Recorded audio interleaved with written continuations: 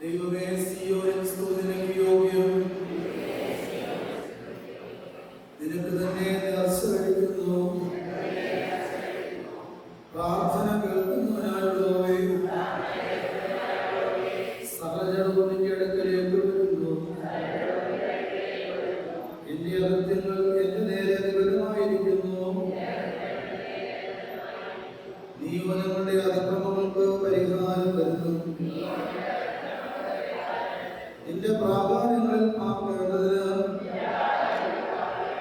നീ തിരഞ്ഞെടുത്ത് പഠിപ്പിക്കുന്ന മനുഷ്യൻ ഭാഗ്യവാൻ. ഞങ്ങൾ നിന്റെ വിശുദ്ധ മന്ദിരമായ നിന്റെ ആലയത്തിലെ നന്മകൊണ്ട് തൃപ്തനാരാകുന്നു. ഭൂമിയുടെ എല്ലാ അറുതികൾക്കും ദൂരത്തുള്ള സമുദ്രത്തിലും ആശ്രയമായിരിക്കുന്ന ഞങ്ങളുടെ രക്ഷയാൻ ദൈവമേ, നീ ഭയങ്കര കാര്യങ്ങളാൽ നീതിയോടെ ഞങ്ങൾക്ക് ഉത്തരവരുന്നു. അവൻ ബലമനക്കി കെട്ടിക്കൊണ്ട്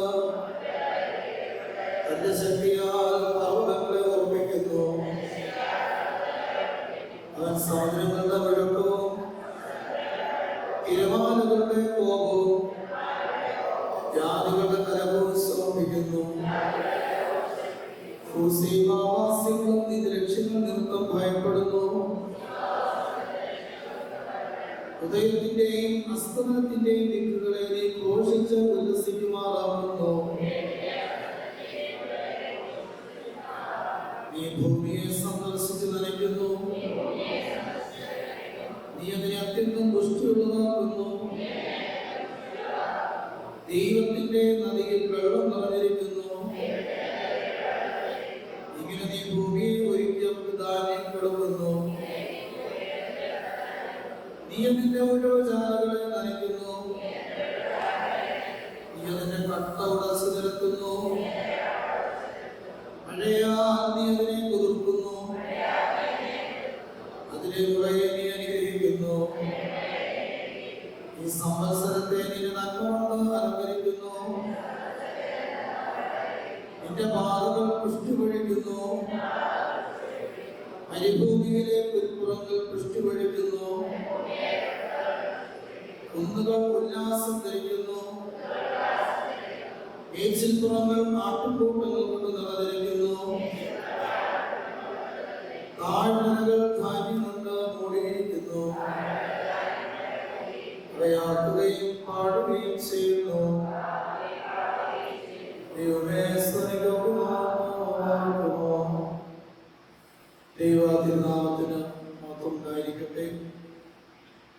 ഏറ്റവും അതിനായ ജോൺ സ്ലീപ്പ അച്ഛൻ, കർത്താവിനാൽ അനുഗ്രഹിക്കപ്പെട്ട ദൈവജനമേ, നമ്മുടെ ഈ വർഷത്തെ കൺവെൻഷന്റെ പ്രഥമ സംഖ്യയിലേക്കാണ് നാം കടന്നു വന്നിരിക്കുന്നത്.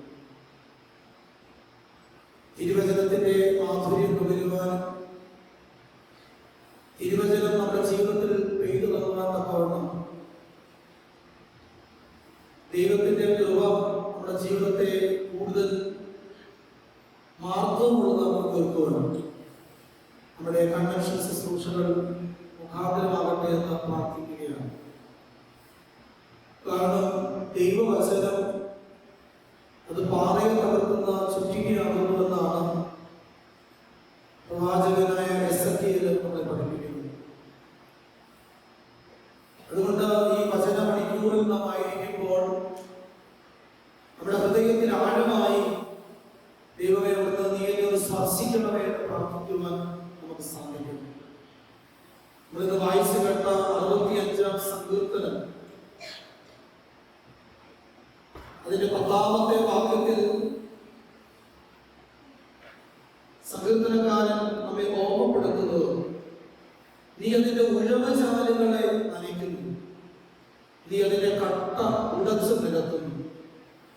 മഴയാൽ നീ അതിനെ കുതിർക്കുന്നു. നീ അതിലെ മുളയെ അനുഗ്രഹിക്കുന്നു. ഈ ഭൂമിയിലെ നടുതലകളാണ് നമ്മൾ ഓരോരുത്തരും. ദൈവം ആഗ്രഹിക്കുന്ന പ്രകാരം സാക്ഷ്യം പകരുവാനും ഫലദായകമാകുവാനും നമ്മുടെ ജീവിതത്തിന് വളരെ അനിവാര്യമായ ഒന്നാണ് ദൈവം ഭൂമിയുടെ കട്ടകളെ ഉടച്ചു നിരത്തുക എന്നുള്ളത്. ഉഴവുചാലുകളിൽ വെള്ളം കയറി അവിടെ വിതയ്ക്കപ്പെടുന്ന വിത്ത് മുള പൊട്ടുവാൻ, ഫലദായകമായ ഒരു വ്യവസ്ഥിതിയിലേക്ക് ആ കൃഷിയുടെ ആദായം നിരന്തരമായി തീരുവാൻ ഓരോ കർഷകന്റെയും ആഗ്രഹവും താല്പര്യവും. അതുപോലെയാണ് നമ്മുടെ ആധ്യാത്മിക ജീവിതത്തിലും നമ്മൾ ഓരോ നടുതലകൾ പോലെ, സസ്യങ്ങൾ പോലെ ഈ ഭൂമിയുടെ പരപ്പിൽ വലിയ കർഷകനായ ദൈവം നമ്മളെ നട്ടിരിക്കുകയാണ്.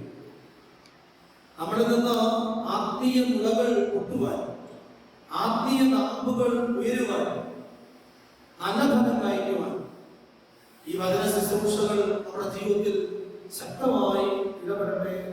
ഒരു മുഖാന്തരമായി ദൈവത്തിന്റെ പരിശുദ്ധാത്മാവ് ആദ്യം വെള്ളത്തിന്മീതെ വെളിവർത്തിച്ചതുപോലെ നമ്മുടെ ഹൃദയ വൈലികളെ പരുവമാക്കട്ടെ എന്ന് പ്രാർത്ഥിച്ചുകൊണ്ട് ഞങ്ങളുടെ ആമുഖ വാക്കുകൾ ഉപസംഹരിക്കുകയാണ്. ഇന്ന് നമ്മുടെ ക്ഷണം സ്വീകരിച്ച് വചന ശുശ്രൂഷയ്ക്കായി കടന്നു വന്നിരിക്കുന്നത് സെമിനാരിയിൽ എൻ്റെ ഇളയ സഹോദരനായി പഠനം നിർവഹിച്ച കൊല്ലം ഭദ്രാസനത്തിൽ തഴവ സെന്റ് തോമസ് ഓർത്തഡോക്സ് ഇടവകയുടെ വികാരിയും മുഖത്തല സെന്റ് ജോർജ് ഓർത്തഡോക്സ് ഇടവകയുടെ ആത്മീയമായ പ്രിയപ്പെട്ട ജോൺ ശ്രീനിവാസനാണ്. പ്രത്യേകിച്ച് കൺവെൻഷൻ വേദികളിലൊക്കെ വളരെ തിളക്കമാർന്ന ശബ്ദത്തോടെ അച്ഛന്റെ ശുശ്രൂഷകൾ, അതിനപ്പുറമായി കുഞ്ഞുങ്ങളുടെയും കുടുംബ സദസ്സുകളിലും വരയും വരിയും വയൽക്കിളിയും എന്ന് പറയുന്ന ഒരു പ്രത്യേകമായ ഒരു ശുശ്രൂഷ അദ്ദേഹം നിർവഹിച്ചുകൊണ്ടിരിക്കുക. 37ാമത്തെ വേദി പിന്നിട്ടുവെന്നാണ് അറിയുവാനായിട്ട്. ആ വേദിയിൽ കഴിഞ്ഞ വർഷത്തെ മൗലിക കൺവെൻഷനിലും അച്ഛന്റെ ശുശ്രൂഷ, ആ വരയും വരിയും വയൽക്കിളിയും എന്ന് പറയുന്ന ശുശ്രൂഷ നടത്തപ്പെട്ടു കുഞ്ഞുങ്ങൾക്കിടയിൽ. സൺഡേ സ്കൂൾ കുഞ്ഞുങ്ങൾക്കൊക്കെ അച്ഛനെ വളരെ പരിചിതമാണ്. സെമിനാരിൽ പഠിക്കുമ്പോൾ തന്നെ കഥകൾ രചിക്കുകയും പാട്ടുകൾ രചിക്കുകയും പ്രസംഗത്തിന്റെ കലയിലൊക്കെ വളരെ പ്രാവീണ്യം നേടിയ പ്രിയപ്പെട്ട, ഞങ്ങളൊക്കെ രചയിച്ചെന്നാണ് വിളിക്കുന്നത്, വിളിപ്പേര് രചയിച്ചെന്നാണെങ്കിലും ഔദ്യോഗിക നാമം ജോൺ ശ്രീബ എന്നാണ്. വളരെ സുദീർഘമായി കലങ്കര സഭയിൽ കൺവെൻഷൻ വേദികളിലൊക്കെ അച്ഛൻ പ്രവർത്തിച്ചുകൊണ്ടിരിക്കുകയാണ്. വളരെ സ്നേഹത്തോടുകൂടി ആദരവോടുകൂടി കാഴ്ച സെന്റ് ജോർജ് ഓർത്തഡോക്സ് ഇടവകയിലേക്ക് അച്ഛനെ സ്വാഗതം ചെയ്യുകയാണ്. ഈ കൺവെൻഷൻ ശുശ്രൂഷകളിൽ വന്ന് സമ്മതിക്കുന്ന എല്ലാ മാതാപിതാക്കളെയും പ്രിയപ്പെട്ട കുഞ്ഞുങ്ങളെയും നായക സംഘത്തെയും എല്ലാവരെയും ഒറ്റ വാക്കിൽ സ്വാഗതം ചെയ്തുകൊണ്ട് അതിന്റെ ശുശ്രൂഷയ്ക്കായിട്ട് അച്ഛനെ സ്നേഹത്തോടെ അച്ഛനെ ക്ഷണിക്കുകയും ചെയ്യും.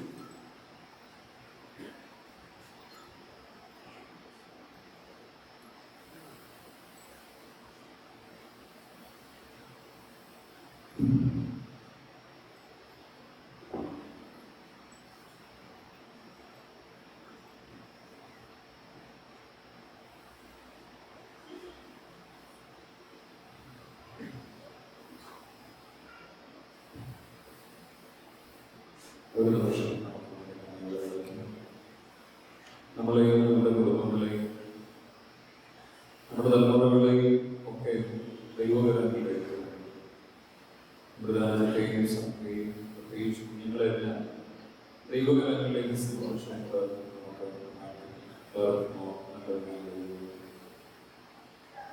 അനുഗ്രഹീതമായ ഒരു നല്ല ദിവസം പ്രധാനമായും ഒരു പകൽക്കാലം കൂടെ നിങ്ങളായിരിക്കുക എന്നുള്ളത് വലിയ കാരണമാണ്. എത്രയോ ആഗ്രഹിച്ചു നടക്കാൻ പോകുന്ന ഒരു ദിവസം കൂടെ എന്നുള്ളതായ സ്വപ്നം തന്ന എല്ലാ കൃപയോടും സ്തുതിക്കുന്നു. വീണ്ടും ഒരു പെരുന്നാളിന്റെ ശുശ്രൂഷയുടെ അനുഭവങ്ങൾ നിങ്ങൾക്ക് കർത്താവെ മലകരയിലും എന്നും എക്കാലത്തും പെരുന്നാളിൽ അനുഭവപ്പെട്ടുകൊണ്ട് ആ പുണ്യവാന്റെ മധ്യസ്ഥയിൽ ലഭ്യപ്പെട്ട് ജീവിതത്തെ ക്രമീകരിക്കാൻ പറ്റുമെന്ന് ഞങ്ങൾ ഒരിക്കലും പ്രാർത്ഥിക്കുന്നു. ഇടവകപൂർവ്വമായി സമർപ്പിക്കുന്ന എല്ലാ ഭവനങ്ങളുടെ ശാന്തിയും സമാധാനം നേതൃത്വമായി അനുഗ്രഹിക്കണമേ. വന്നിരിക്കുന്ന എല്ലാവരെയും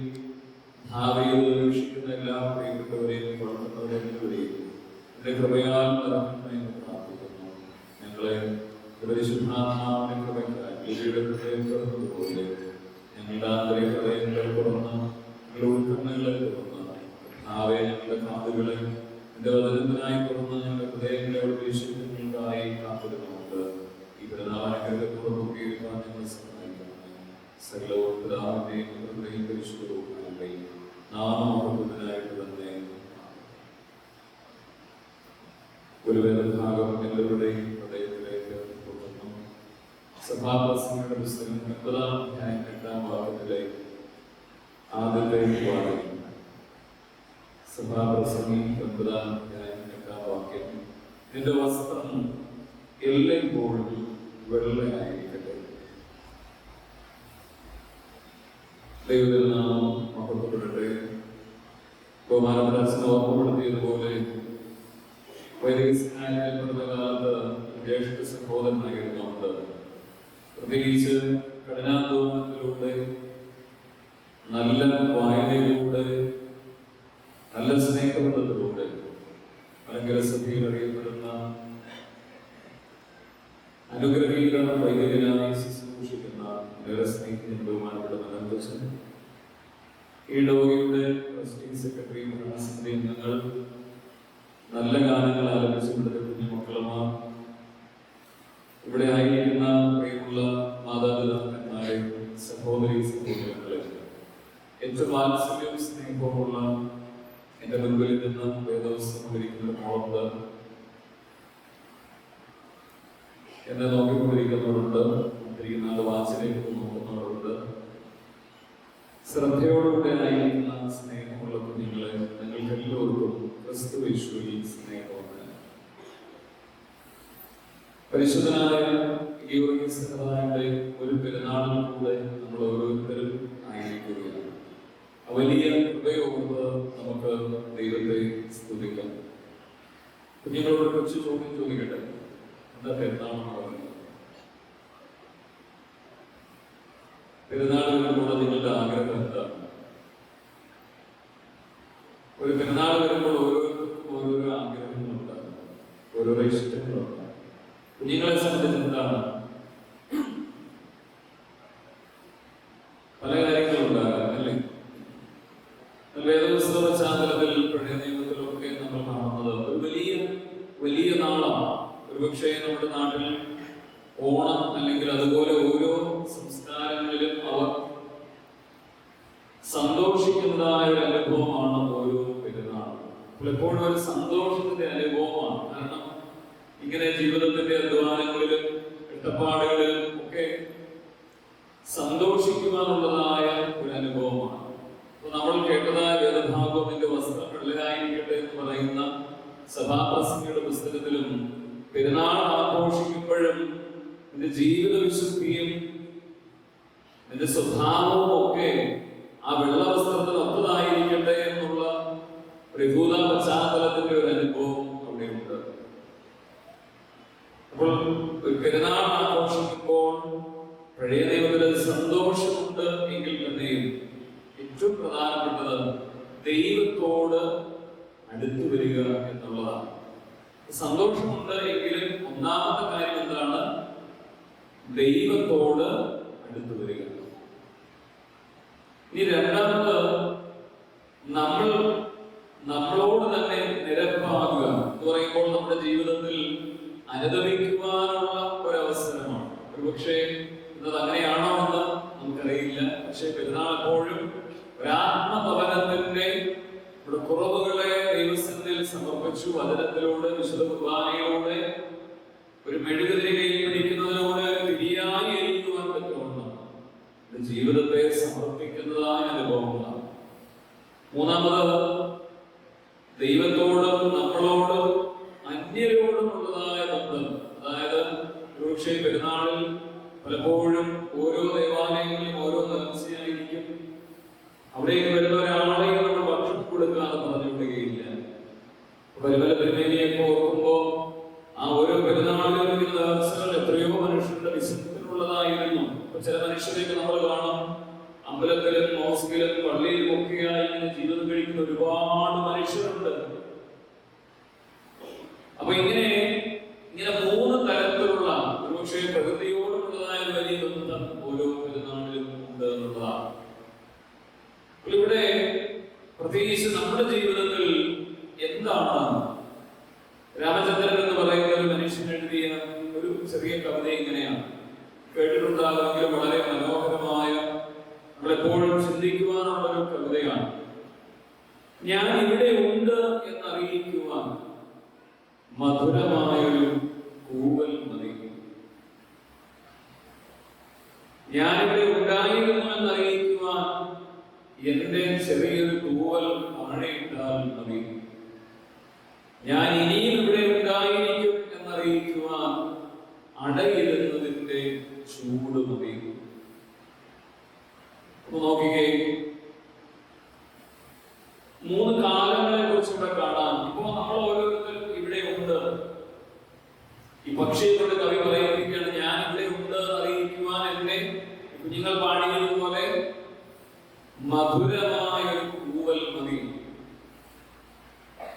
ഇവിടെ ഉണ്ടായിരുന്നു എന്നറിയിക്കുവാൻ ചെറിയൊരു തൂവൽ മതി. ഇനിയും ഉണ്ടാകും എന്നറിയിക്കുവാൻ അടയിരുന്നതിന്റെ ചൂട് മതി.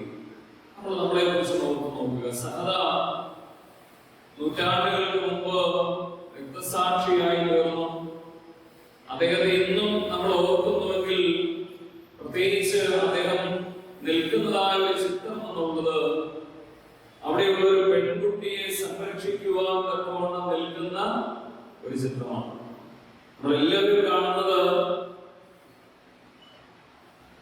ഒരു വലിയ സർപ്പത്തിൽ നിന്ന് ഒരു പെൺകുട്ടിയെ രക്ഷിക്കുവാൻ തക്കവണ്ണം നിൽക്കുന്നതായ ഒരു ചിത്രമാണ്.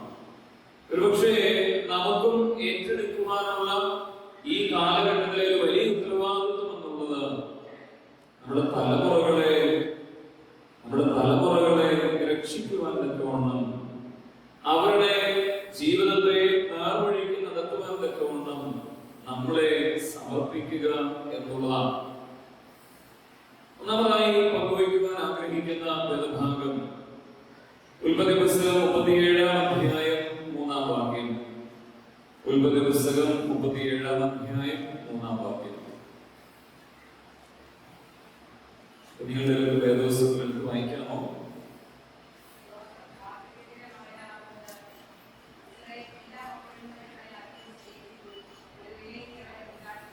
അടുത്ത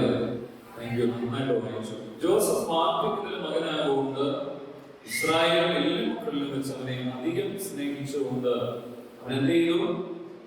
ഒരു നിലയ്ക്ക് അവന് ഉണ്ടാക്കി കൊടുത്തു. ഇവിടെ ഏറെ കുഞ്ഞുങ്ങളെ മുമ്പിൽ ഇരിപ്പുണ്ട്. ഈ മക്കളുമാർക്ക് ഇവിടെ അത്രയും മക്കളുണ്ട്. ഒരാൾക്ക് മാത്രം എന്താണ് ചെയ്യുന്നത്? ഒരു നിലയ്ക്ക് ഉണ്ടാക്കി കൊടുക്കുക. അപ്പൊ അതിലെ വലിയ യോസഫ് എല്ലാ മക്കളെക്കാളും ഒരാളെ എന്ത് ചെയ്യുന്നു? നിങ്ങൾ ഇഷ്ടപ്പെടും. വീട്ടിൽ 2 മക്കളുണ്ട്. അമ്മയ്ക്കാണെങ്കിൽ അച്ചാച്ചനോടാണ് സ്നേഹം. ഒരാളിപ്പോഴേ അമ്മയെ നോക്കി വീട്ടിൽ വഴക്കാം. അപ്പനാണെങ്കിൽ മോളോടാണ് ഇഷ്ടം. അപ്പൊ പലർക്കും ഇങ്ങനെ ഒരു വലിയ പ്രശ്നമുണ്ട്. ഒരു പേരന്റിങ്ങുമായി ബന്ധപ്പെട്ടാണ് ഈ ഒരു വാചകം ഒരു വലിയ അപകടമുള്ളതായ നമ്മുടെ ഒരു വലിയ ജീവിതത്തെ തിരുത്തുന്നതിനുള്ള വാചകമാണ്, അല്ലേ? 2 ആയാലും 5 ആയാലും എത്ര ആണെങ്കിലും അവരെ ഒരുപോലെ സ്നേഹിക്കണം എന്നുള്ള ഒരു വലിയ പേരന്റിങ്ങിന്റെ ഒരു വലിയ കാര്യം ഇവിടെ ഉണ്ട്. പക്ഷേ ജീവിതത്തിന്റെ നിയോഗം നമുക്കറിയാം. ഓരോരുത്തർക്കും ഓരോ നിയോഗമാണ്. ഈ ഭൂമിയിൽ ഓരോ വിത്തിനും ഓരോ നിയോഗമാണ് എന്ന് പറയുന്നത് പോലെ ജോസഫിന് നിയോഗം ഉണ്ടായിരുന്നു. ആ നിയോഗത്തിലേക്ക് അവന്റെ ഉള്ളുണർത്തുന്ന ഒന്നായിരുന്നു അവന് ലഭിച്ച എന്ത്? സകല വർണ്ണ അങ്കി.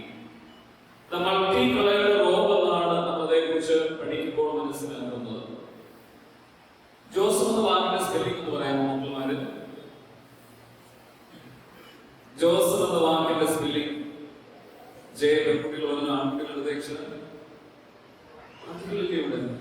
തടിമാടന്മാരെ ആൺകുട്ടികൾ കൂടുതൽ 4 പേര് ജോസഫ് JOSEPH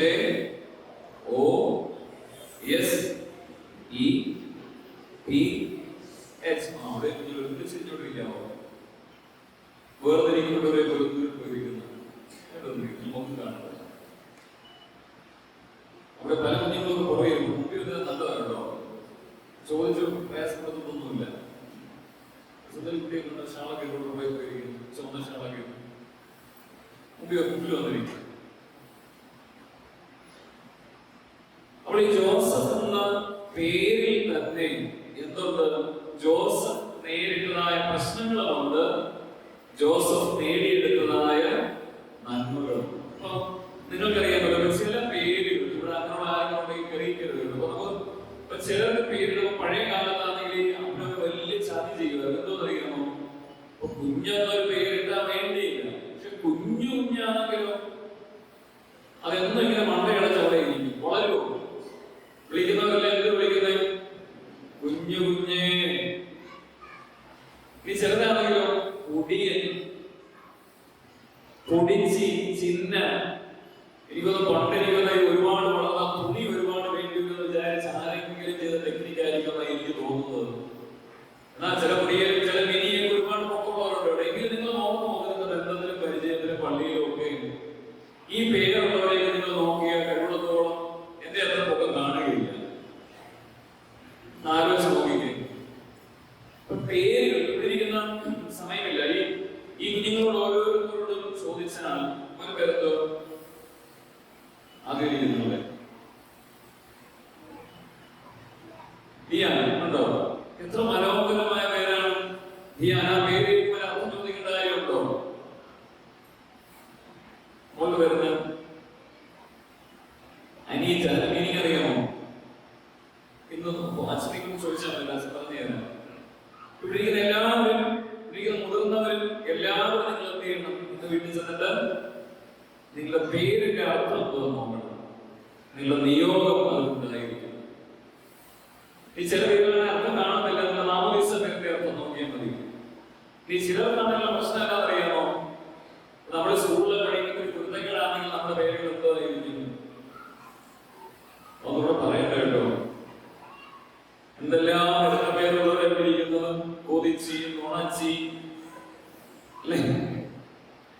അപ്പൊ നമ്മുടെ സ്വഭാവം അനുസരിച്ച് പല പേരുകളാണ്. എന്തെല്ലാം ഇന്നാണെങ്കിൽ നമുക്കറിയാം, ഒരു വലിയ ഒരു കുട്ടി ആത്മഹത്യ ചെയ്തത് പോലും നമുക്കറിയാം. ആ അധ്യാപകൻ വെച്ച പേരൊക്കെ നമുക്കറിയാം. കുഞ്ഞാവൻ എന്ന് പറയുന്ന ഒരാൾ, അദ്ദേഹം എതിരെ ആത്മഹത്യ എഴുതിയത് തന്നെ അധ്യാപകരുള്ളതായ ദേഷ്യമുണ്ട് മനുഷ്യന്. അപ്പൊ എപ്പോഴും ഈ പേരുകൾ കൊണ്ടാണ് പലപ്പോഴും പലരും മുറിവേറ്റിട്ടുള്ളത്. പക്ഷെ പേരുകൾ കൊണ്ടാണ് പലരും വലുതായിട്ടുള്ളതും. പേരെന്നുള്ളത് വലിയ ജോസഫ് എന്ന വാക്കിന്റെ ആദ്യ അക്ഷരം ജെ ആണ്. ജോസഫിന്റെ ആദ്യ പ്രശ്നം എന്താണ്? ജലസി എന്നുള്ളതാണ്, അല്ലേ? ആലോചിച്ച് നോക്കുകയും ബാക്കിയുള്ളവർ ഭാഗത്ത് എന്തില്ല? സകലവർണ്ണ അംഗിയില്ല. അതുകൊണ്ട് അടുത്ത അക്ഷരങ്ങൾ നോക്കിക്കേ. ഒബ്സ്റ്റക്കിൾസ്. ജീവിതം മുഴുവൻ എന്താ? പ്രശ്നങ്ങളാണ്. കാരണം അതുകൊണ്ട് എവിടെ കിട്ടുന്നില്ല? അവിടെ ഒട്ടക്കുഴികളില്ലല്ലോ. ഇനി വീണ്ടും നോക്കിക്കേ. ജീവിതത്തിൽ ജീവവിശുദ്ധി കാത്തു സൂക്ഷിച്ചതുകൊണ്ട് ജയിലിലാക്കപ്പെട്ടപ്പോഴെന്തായി? സോളിറ്റ്യൂഡായി, ഏകാന്തതയുടെ അനുഭവം. ജോസഫ് തെറ്റ് ചെയ്തുകൊണ്ട സ്വപ്നങ്ങൾ കണ്ടു. സ്വപ്നം കാണോ? ഉണ്ടോ? ഉറങ്ങിയപ്പോഴാണോ ഉണർന്നിരിക്കുമ്പോഴാണോ? ജോസഫ് എന്താ കണ്ടത്? ഞാൻ ഇടയ്ക്ക് ഒരു പള്ളിയിൽ പ്രസംഗിച്ച സമയത്ത് കുഞ്ഞുങ്ങളോട് ചോദിച്ചു, മക്കളെ, നിങ്ങളുടെ ആത്മവിശ്വാസം കെടുത്തുന്നത് ആരാണ്? അതിലൊരു കുട്ടി ആദ്യമേ പറഞ്ഞു, മാതാപിതാക്കൾ. ആലോചിച്ച് നോക്കിക്കേ. രണ്ടാമതോ ഗ്രാൻഡ് പേരൻസ്. മൂന്നാമതോ റിലേറ്റീവ്സ്. നാലാമതോ അധ്യാപകർ. അഞ്ചാമതോ ട്യൂഷൻ ടീച്ചർ. ട്യൂഷൻ ടീച്ചറിന്റെ പേര് പറഞ്ഞു. സത്യം പറഞ്ഞാൽ എന്റെ ഇത്രയുമുള്ള കാലത്ത് പല ക്ലാസ്സുകൾ എടുക്കാൻ പോയിട്ടുണ്ടെങ്കിലും കുട്ടികൾ ഇങ്ങനെ പറയുന്നത് ആദ്യമായിട്ടാണ് ഞാൻ കേൾക്കുന്നത്. നമ്മൾ ഓർക്കുക, മാതാപിതാക്കൾ പരീക്ഷയുടെ റിസൾട്ട് വന്നോ? CBSE എന്തായാലും പ്രാവശ്യം മനുഷ്യന് ഒരു പ്രയാസം ഉണ്ടാകുന്നില്ല. ഈ പരീക്ഷാകാലത്ത് എന്തോ ഒരു ഉപദ്രവമാണ് നമ്മുടെ കുഞ്ഞുങ്ങളുടെ മാതാപിതാക്കൾ ചെയ്യുന്നത്. ഇതുപോലെ പല വർണ്ണയൊക്കെ അവർക്ക് കിട്ടാൻ വേണ്ടി കുഞ്ഞുങ്ങളാണ് ആത്മഹത്യ ചെയ്യുന്നത്. അപ്പോൾ അടുത്ത അക്ഷരം നമുക്ക് ഇങ്ങനെയൊക്കെയുള്ള ഒരു വിഷയം സ്ട്രഗിൾസ് ഉണ്ടാകുമ്പോഴും അടുത്ത അക്ഷരം എന്താ കാണുന്നത്? ഈ എന്ന വാക്കാണ്. ഈ സ്ട്രഗിൾസ് എല്ലാം അവനെ എന്താക്കി മാറ്റി? എക്സ്ട്രാ ഓർഡിനറി ആക്കി മാറ്റി. ഇവിടെ ഇരിക്കുന്ന മുതിർന്ന കസേരയിലൊക്കെ ഇരിക്കുന്നവരെ അല്ലെങ്കിൽ മുതിർന്നവരുടെ ജീവിതത്തിൽ എക്സ്ട്രാ ഓർഡിനറി ആയതുകൊണ്ടാണ് ഇവിടെ ഇരിക്കുന്നത്. കാരണം ഇന്നലകളെയൊക്കെ ഓർക്കുമ്പോ കടന്നുപോയ വഴികൾ വളരെ വലുതാണ്. അടുത്ത അക്ഷരം ഏതാണ്? പിയസ് എന്നുള്ളതാണ്. ഭക്തിയുള്ള ജീവിതം നിങ്ങൾ നയിക്കുന്നത് കൊണ്ടാണ് ഇവിടെ ഇരിക്കുന്നത്. ജോസഫും അങ്ങനെയായിരുന്നു. എല്ലാ പ്രതിസന്ധികളിലും ഭക്തിയുള്ള ജീവിതം അവൻ കൈവിട്ടില്ല എന്നുള്ളതാണ്. അതുകൊണ്ട് അവൻ ആരായി മാറി? എച്ച് ആരാണ് നമ്മൾ പറഞ്ഞേ? സീറോ ആണോ ഹീറോ ആണോ? പറഞ്ഞു മക്കളെ. ഹീറോ ആയി മാറി എന്നുള്ളതാണ്. ജീവിതത്തിൽ ജോസഫ് നമ്മളെ ഓർമ്മിപ്പിക്കുന്ന ഒരു വലിയ കാര്യം എന്നുള്ളത്, ആ പിതാവ് അവന് അവരുടെ നിയോഗങ്ങളുടെ അങ്കി കൊടുത്തപ്പോൾ അവൻ ഒരു ഹീറോ ആയി മാറി. നമ്മുടെ ഇരിക്കുന്ന ഓരോ കുഞ്ഞുങ്ങൾക്കും ഒരു നിയോഗം എന്താണെന്ന് കണ്ടെത്തുവാൻ കൊണ്ട് നമ്മൾ സഹായിക്കണം. ചില അധ്യാപകർക്ക് ക്ലാസ് എടുക്കാൻ പോകുമ്പോ അല്ലെങ്കിൽ സെന്റർ സ്കൂളിൽ പോകുമ്പോൾ ഞാൻ ചോദിക്കും, നിങ്ങളുടെ കുട്ടിയുടെ പേര് പറയാമോ, അവന്റെ ജീവിതത്തിലെ അവന്റെ അംബീഷൻ എന്താണെന്ന് പറയാമോ? ചില അധ്യാപകർ പറയും. അതുപോലെ പേരൻസിനോട് ചോദിക്കും, എന്താണ് നിങ്ങളുടെ കുട്ടിയുടെ ആഗ്രഹം? അപ്പൊ ഈ എന്നെ കേൾക്കുന്ന ഈ ഓരോ മക്കളുമാരും ഈ അടുത്ത അടൂർ പത്രാസനത്തില് അവിടെ ഒരു സിനിമ കാണിക്കുകയുണ്ടായി. 3 ദിവസം കുട്ടികൾക്ക് വേണ്ടി സിനിമ കാണിക്കുകയുണ്ടായി. പൂർണ്ണ എന്ന് പറയുന്ന ഒരു സിനിമയാണ് ആദ്യ ദിവസം കാണിച്ചത്. 12ാമത്തെ വയസ്സിൽ വിവാഹം കഴിച്ചിരിക്കുന്ന ഒരു കാലത്ത് ഒരു ഗ്രാമത്തിൽ നിന്ന് ഒരു കുട്ടി അതിൽ നിന്ന് രക്ഷപ്പെട്ട് എവറസ്റ്റ് ആദ്യമായി കീഴടക്കുന്ന ഒരു കുട്ടിയായി മാറുന്ന യഥാർത്ഥ ജീവിതകഥയായിരുന്നു അത്. ഒരു കൂട്ടുകാരിയെ 12ാമത്തെ വയസ്സിൽ വിവാഹം കഴിച്ചു, പക്ഷെ ആ കുട്ടി മരിച്ചു പോകുന്നു. ആ സങ്കടത്തിൽ ഇവൾ മല കയറാതെ ഇരിക്കുന്നില്ല, പക്ഷേ എവറസ്റ്റ് കയറുന്ന ആദ്യത്തെ കുട്ടിയായി പൂർണ്ണ മാറുകയാണ്. അതിന് സഹായിച്ചത് അവിടേക്ക് വന്ന ഒരു IAS ഉദ്യോഗസ്ഥനാണ്. അപ്പൊ നമ്മുടെ ജീവിതത്തിൽ ഇവിടെ ഇരിക്കുന്ന മുതിർന്നവരായിരിക്കും നമ്മളെല്ലാവരും ചിന്തിക്കേണ്ടത്. ഇവിടേക്ക് വന്ന ദൗർഭാഗ്യം നടത്തിയ എനിക്ക് വലിയ സന്തോഷം തോന്നി. കാരണം അവിടെ ഒരു വേദപുസ്തകം ഞാൻ ബഹുമാനപ്പെട്ട അച്ഛനോട് ചോദിച്ചപ്പോ പള്ളിക്കുദാശിയുമായി ബന്ധപ്പെട്ട് കുട്ടികളും എല്ലാവരും കൂടെ എഴുതിയതാണ്. അതൊരു വലിയ, ഇനി ഓരോരുത്തരും അത് എഴുതുക എന്നുള്ളതാണ് നിയോഗം.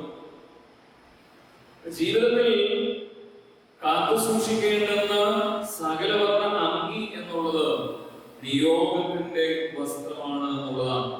അപ്പോൾ അവരവരുടെ ജീവിതത്തിന്റെ നിയോഗം അവരവർ ഏറ്റെടുക്കുമ്പോൾ ജീവിതത്തിന്റെ അവസാനം ഇങ്ങനെ പറയാനിടയാകുന്ന ഉൽപ്പത്തി പുസ്തകം 49-ാം അധ്യായം 22-ാം വാക്യം ഒന്ന് വായിക്കാമോ?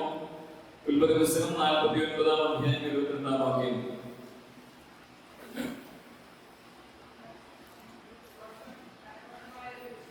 ജോസഫ് ഫലപ്രദമായ ഒരു വൃക്ഷം.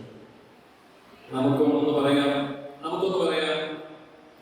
എല്ലാവരും വരത്തെ ചെയ്യുന്നത് എല്ലാവരും ഹൃദയത്തോടെ ഞാൻ ഉറക്കെ പറഞ്ഞു, ഞാൻ ഫലപ്രദമായ ഒരു വൃക്ഷം. നമ്മുടെ ജീവിതത്തിൽ ഈ കുഞ്ഞുങ്ങൾ ഓരോരുത്തരും അവരുടെ ജീവിതത്തിന് നിയോഗം തിരിച്ചറിയുമ്പോൾ സ്വപ്നങ്ങൾ കണ്ടതുകൊണ്ട് അവൻ തടവിലായി. പക്ഷേ ആ സ്വപ്നങ്ങൾ മറക്കാതെ അവൻ ജീവിച്ചതുകൊണ്ട് അവന്റെ ജീവിതത്തിൽ അവൻ ആരായി മാറി?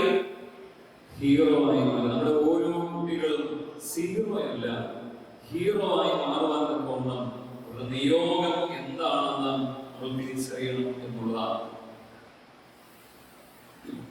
നമുക്ക് ഈ കാലഘട്ടത്തിൽ ഓരോ തലമുറകൾ ഓരോ പേര് നൽകിയിട്ടുണ്ട്. ഇപ്പോ ജെൻസി എന്ന് പറയുന്ന ആരെങ്കിലും ജെൻസി എന്നുള്ള പ്രായത്തിൽ ആരെങ്കിലും 13 വയസ്സിന് വേണ്ടിയുള്ളത് വളരെ കുറവാണ്. ജെൻസികൾ ഒരു പക്ഷേ 12 പേര്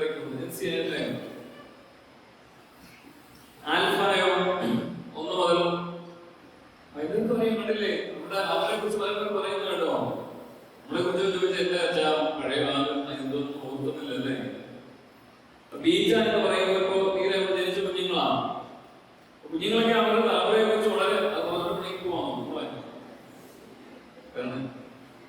അപ്പോ അവരുടെ തലമുറയെ കുറിച്ച് അവർ വളരെ കോൺഷ്യസ് ആണ്. എന്താണ് നമുക്ക് പറ്റിയതെന്ന് അറിയാമോ? നമ്മൾ അവരെ മത്സരിക്കുവാൻ തക്കവണ്ണം പഠിപ്പിച്ചു. എവിടൊക്കെയാ? പരീക്ഷയിൽ, പാട്ടിൽ, മറ്റുള്ള എല്ലാ കാര്യങ്ങളിലും അവരെ മത്സരിക്കാൻ പഠിപ്പിച്ചു, ഒറ്റയ്ക്കിരിക്കാൻ പഠിപ്പിച്ചു. സ്വാർത്ഥതയുടെ തൂണുകളായി പലപ്പോഴും വളർത്തുന്നതാണ്. അതുകൊണ്ട് നമ്മൾ എന്ത് ചെയ്യണം? ഈ കുഞ്ഞുങ്ങളെ സ്വാർത്ഥതയിൽ നിന്ന് പഠനം മാത്രമല്ല ജീവിതം എന്നത് നിയോഗമുണ്ട് എന്ന് മനസ്സിലാക്കണം. ഒരു പട്ടാളക്കാരനായിരുന്നു.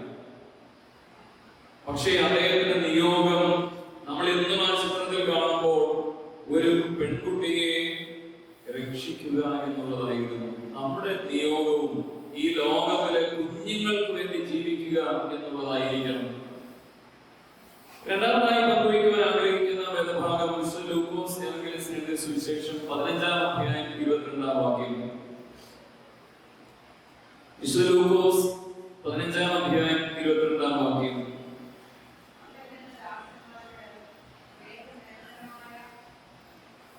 അത് വായിച്ചു. അതെ, വേഗം മേൽത്തരമായ അങ്കി കൊണ്ടുവന്ന് ഇവനെ ധരിപ്പിക്കും. ഒന്നാമത് നമ്മൾ കാണുന്നത് സകല വർണ്ണ അങ്കിയാണ്. അത് നിയോഗത്തിന്റെ അങ്കിയാണ്. രണ്ടാമത് നമ്മൾ കാണുന്നത് സുബോധത്തിന്റെ അങ്കിയാണ്. ഏതൊക്കെയാണ് കാണുന്നത്? സുബോധത്തിന്റെ അങ്കി. ഇപ്പൊ നമുക്ക് ഗവൺമെന്റ് ഏർപ്പെടുത്താൻ തക്കവണ്ണ പരിശ്രമിച്ചൊരു പദ്ധതിയാണ് സുബോധം എന്നൊരു പദ്ധതി. ലഹരിക്കെതിരെ. പക്ഷെ അത് പരാജയപ്പെട്ടു പോയി. ഇവിടെ നമുക്ക് ഈ പശ്ചാത്തലം അറിയാം. എന്താണ് പശ്ചാത്തലം? ഒരപ്പൻ 2 മക്കളുണ്ടായിരുന്നു. ഒരാൾ കാര്യങ്ങളൊക്കെ ചോദിച്ചു പോയി. പക്ഷെ അവസാനം ഈ മകൻ എന്തുകൊണ്ടാണ് തിരിച്ചു വന്നത്? എന്തുകൊണ്ടാണ് ഈ മകൻ തിരിച്ചു വന്നത്? എന്തുകൊണ്ടാണ് ഈ മകൻ തിരിച്ചു വന്നത്? സുബോധം. എന്തോർത്തപ്പോഴാണ് സുബോധം വന്നത്? എന്തോ സ്വന്തം അപ്പനെ കുറിച്ച് ഓർത്തപ്പോഴാണ് സുബോധം. ഞാനൊരു പള്ളിയിൽ ശുശ്രൂഷിക്കുന്ന സമയത്ത് ഈ ആ പള്ളിയിൽ 2-3 പേർക്ക് വീട് വിട്ടുപോയവരുണ്ടായിരുന്നു. അവരെ ഫോൺ നമ്പറൊക്കെ തപ്പിപ്പിടിച്ചെടുത്ത കൂടുതൽ ചിലരെയൊക്കെ വിളിച്ചു. ഒരാൾ കിട്ടി, അയാൾ വന്നു. ഒരാൾ വന്നില്ല. ഫോൺ വിളിച്ചതൊക്കെ ഒന്നും കിട്ടുന്നില്ല. ഒരു ദിവസം ഈ അപ്പൻ ഒരു സ്വപ്നം കാണുകയാണ്. വെളുപ്പിന് 5 മണിയാകുമ്പോ ഈ നഷ്ടപ്പെട്ടു പോയ ഈ മകൻ വീട്ടിലേക്ക് വന്നു. അപ്പനെ കെട്ടിപ്പിടിച്ചു, കരഞ്ഞു, കാലേ വീണു, മാപ്പ് പറഞ്ഞു. ഒരുമിച്ചിരുന്ന് ഭക്ഷണം കഴിക്കുമ്പോൾ പെട്ടെന്നൊരു ഫോൺ കോൾ വരികയാണ് മദ്രാസിൽ നിന്ന്. നിങ്ങളുടെ മകൻ മദ്രാസിന്റെ ഒരു തെരുവിൽ മരിച്ചു കിടക്കും. അപ്പനയുടെ സ്വപ്നം എന്താണ്? ആ മോൻ വന്ന്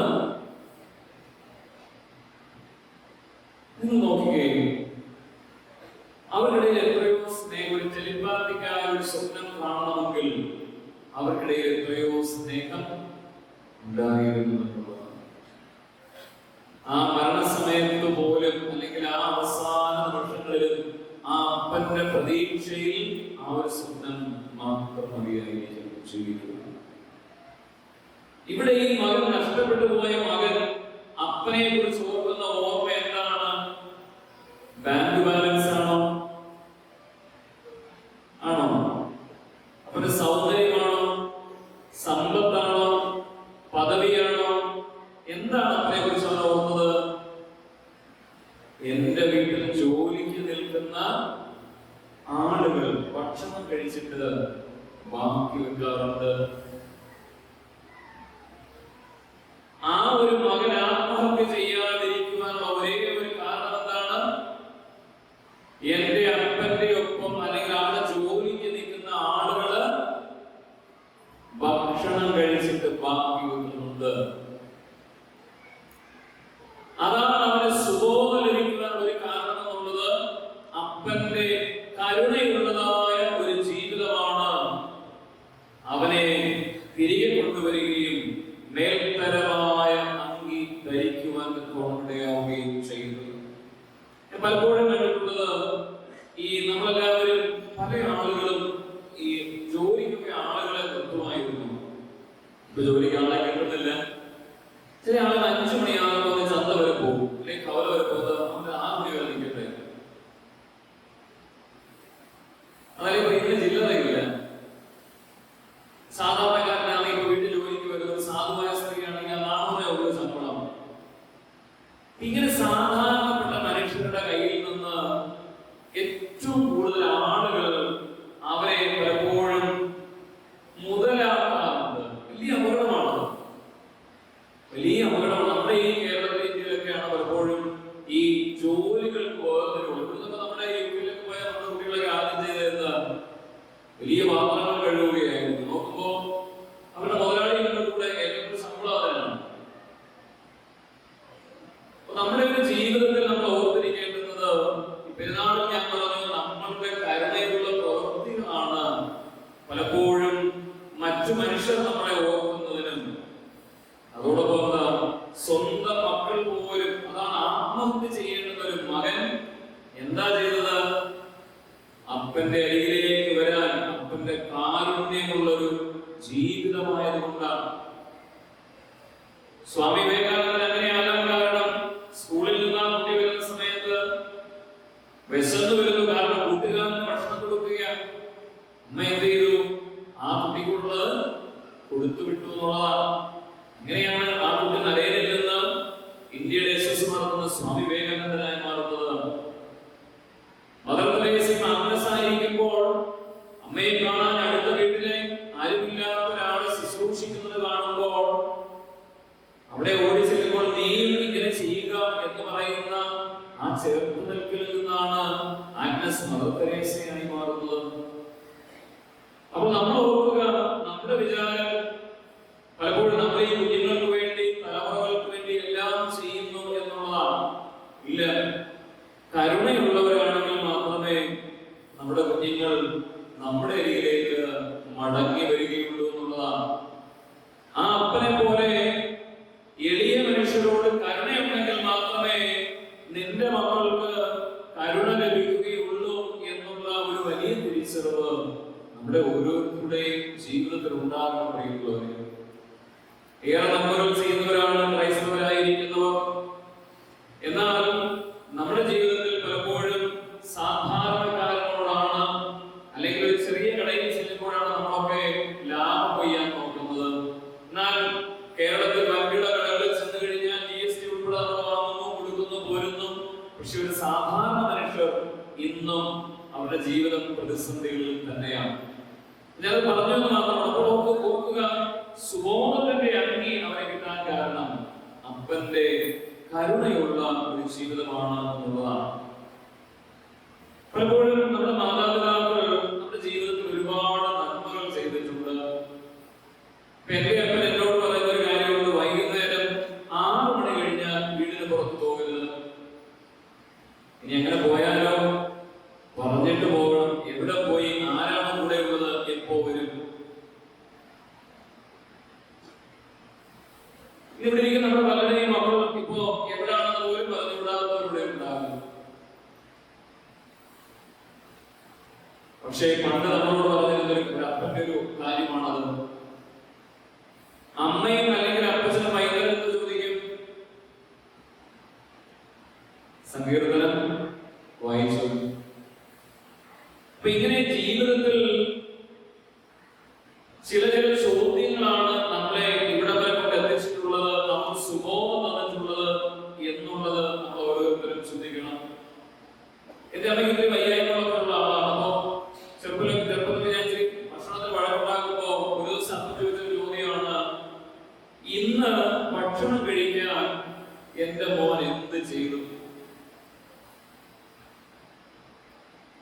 ഇന്ന് ഭക്ഷണം കഴിക്കാൻ എന്റെ മോൻ എന്തോ ചെയ്തു? അതുപോലെ ഒരു ദിവസം അമ്മ ചോദിച്ചൊരു ചോദ്യമാണ്, മോനെ, മാസത്തിലുള്ള അമ്മയുടെ വേദനകളെ കുറിച്ച് നിനക്ക് അറിയാമോ? ഒരു കുഞ്ഞ് ജനിക്കുവാൻ വേണ്ടി ഒരു അമ്മ, ഒരു പെൺകുട്ടി, ഒരു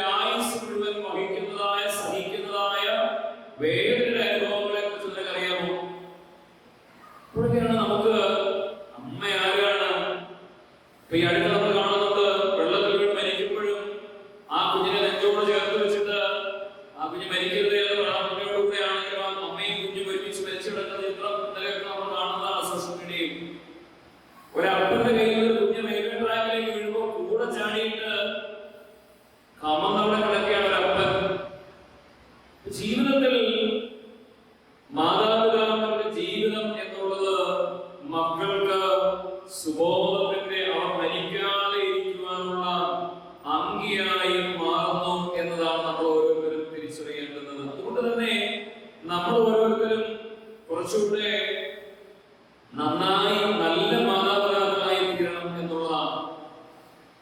ചിമ്മാരി നനയുമ്പോൾ എന്ന് പറയുന്ന ഈ അടുത്തിടെ ഒരു കവിത ഒരു മനുഷ്യന്റെ വായിച്ചത് ഇങ്ങനെയാണ്: അപ്പൻ മരിക്കുമ്പോൾ നമ്മളുടെ മേൽവിലാസം നഷ്ടപ്പെട്ടു പോകുന്നു. ശരിയല്ലേ? ഇവിടെ ഇരിക്കുന്ന സ്ത്രീകളുണ്ട്, അപ്പനും അമ്മയും മരിച്ചിട്ട് വീട്ടിൽ പോകുന്നത് തോന്നുന്നു. കെട്ടിക്കുമ്പോൾ തന്നെ പലപ്പോഴും അറിയില്ല. നമുക്കറിയാം ഒരു സാഹചര്യം. ഇപ്പൊ അതിനെ കുറിച്ച് ചർച്ച ചെയ്യുന്നുണ്ട്. അപ്പൊ അപ്പൻ മരിക്കുമ്പോൾ മേൽവിലാസം പോയി എന്ന് പറയുന്ന ഒത്തിരി ആഴമായ ഒരു ചിന്തയുണ്ട്. അമ്മയെ കുറിച്ച് കൂടി എഴുതിയിരിക്കുന്നത് ഗിന്നസ് ബുക്കിൽ പേരില്ല എന്നുള്ളതാണ്.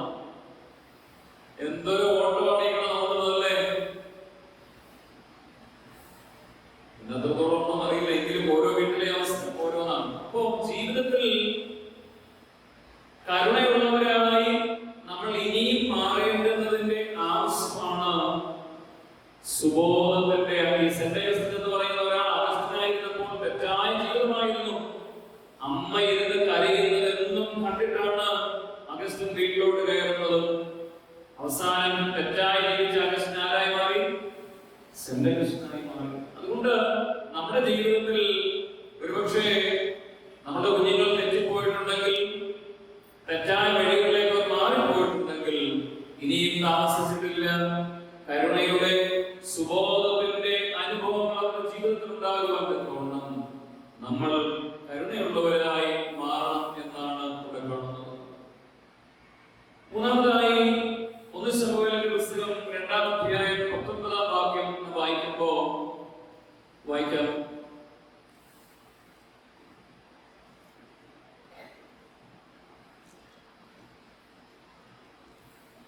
ശമൂവേൽ 2-ാം അധ്യായം 19-ാം വാക്യം.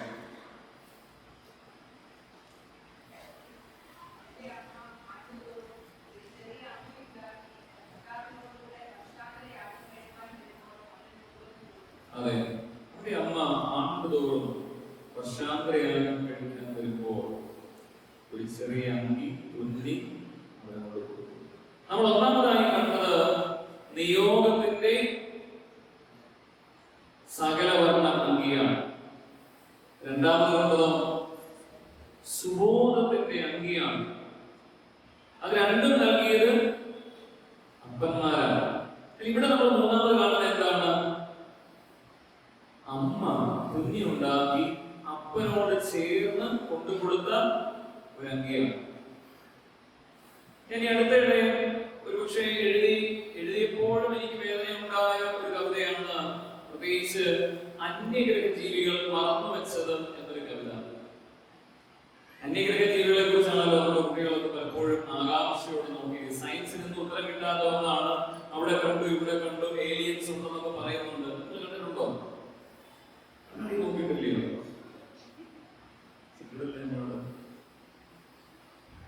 അപ്പൊ അന്യഗ്രഹ ജീവികളെ കുറിച്ചൊക്കെ പ്രധാനപ്പെട്ട അന്യഗ്രഹ ജീവികൾ മറന്നു വെച്ചത് എന്താണെന്ന് കേട്ടിട്ട് നിങ്ങൾക്കൊന്ന് പറയാമെങ്കിൽ നല്ലതായിരിക്കും. കുടുംബ കോടതികളിലെ തിണ്ണകളിൽ ചിലന്തികൾ വലവിരിച്ചിരിക്കുന്നു. ഇണകളെ തമ്മിൽ പിരിക്കാൻ ഇതുവരെ പറയാത്തത് പറയാൻ, ഇതുവരെ കാണാത്തത് കാണാൻ, ഇതുവരെ കേട്ടത് ആവർത്തിക്കുവാൻ, ഇനി പറയുന്നത് രേഖപ്പെടുത്തുവാൻ ഇടമുറിയാതെ പരിശീലനം നൽകി കുടുംബ കോടതികളിലെ തിണ്ണകളിൽ ചിലന്തികൾ വലവിരിച്ചിരിക്കുന്നു. കാഴ്ചയിൽ കുഞ്ഞുങ്ങളെന്ന് തോന്നിക്കുന്ന ചിറകു നഷ്ടപ്പെട്ട ശലഭപ്പുഴുക്കൾ ഇഴഞ്ഞു നടക്കുന്നു.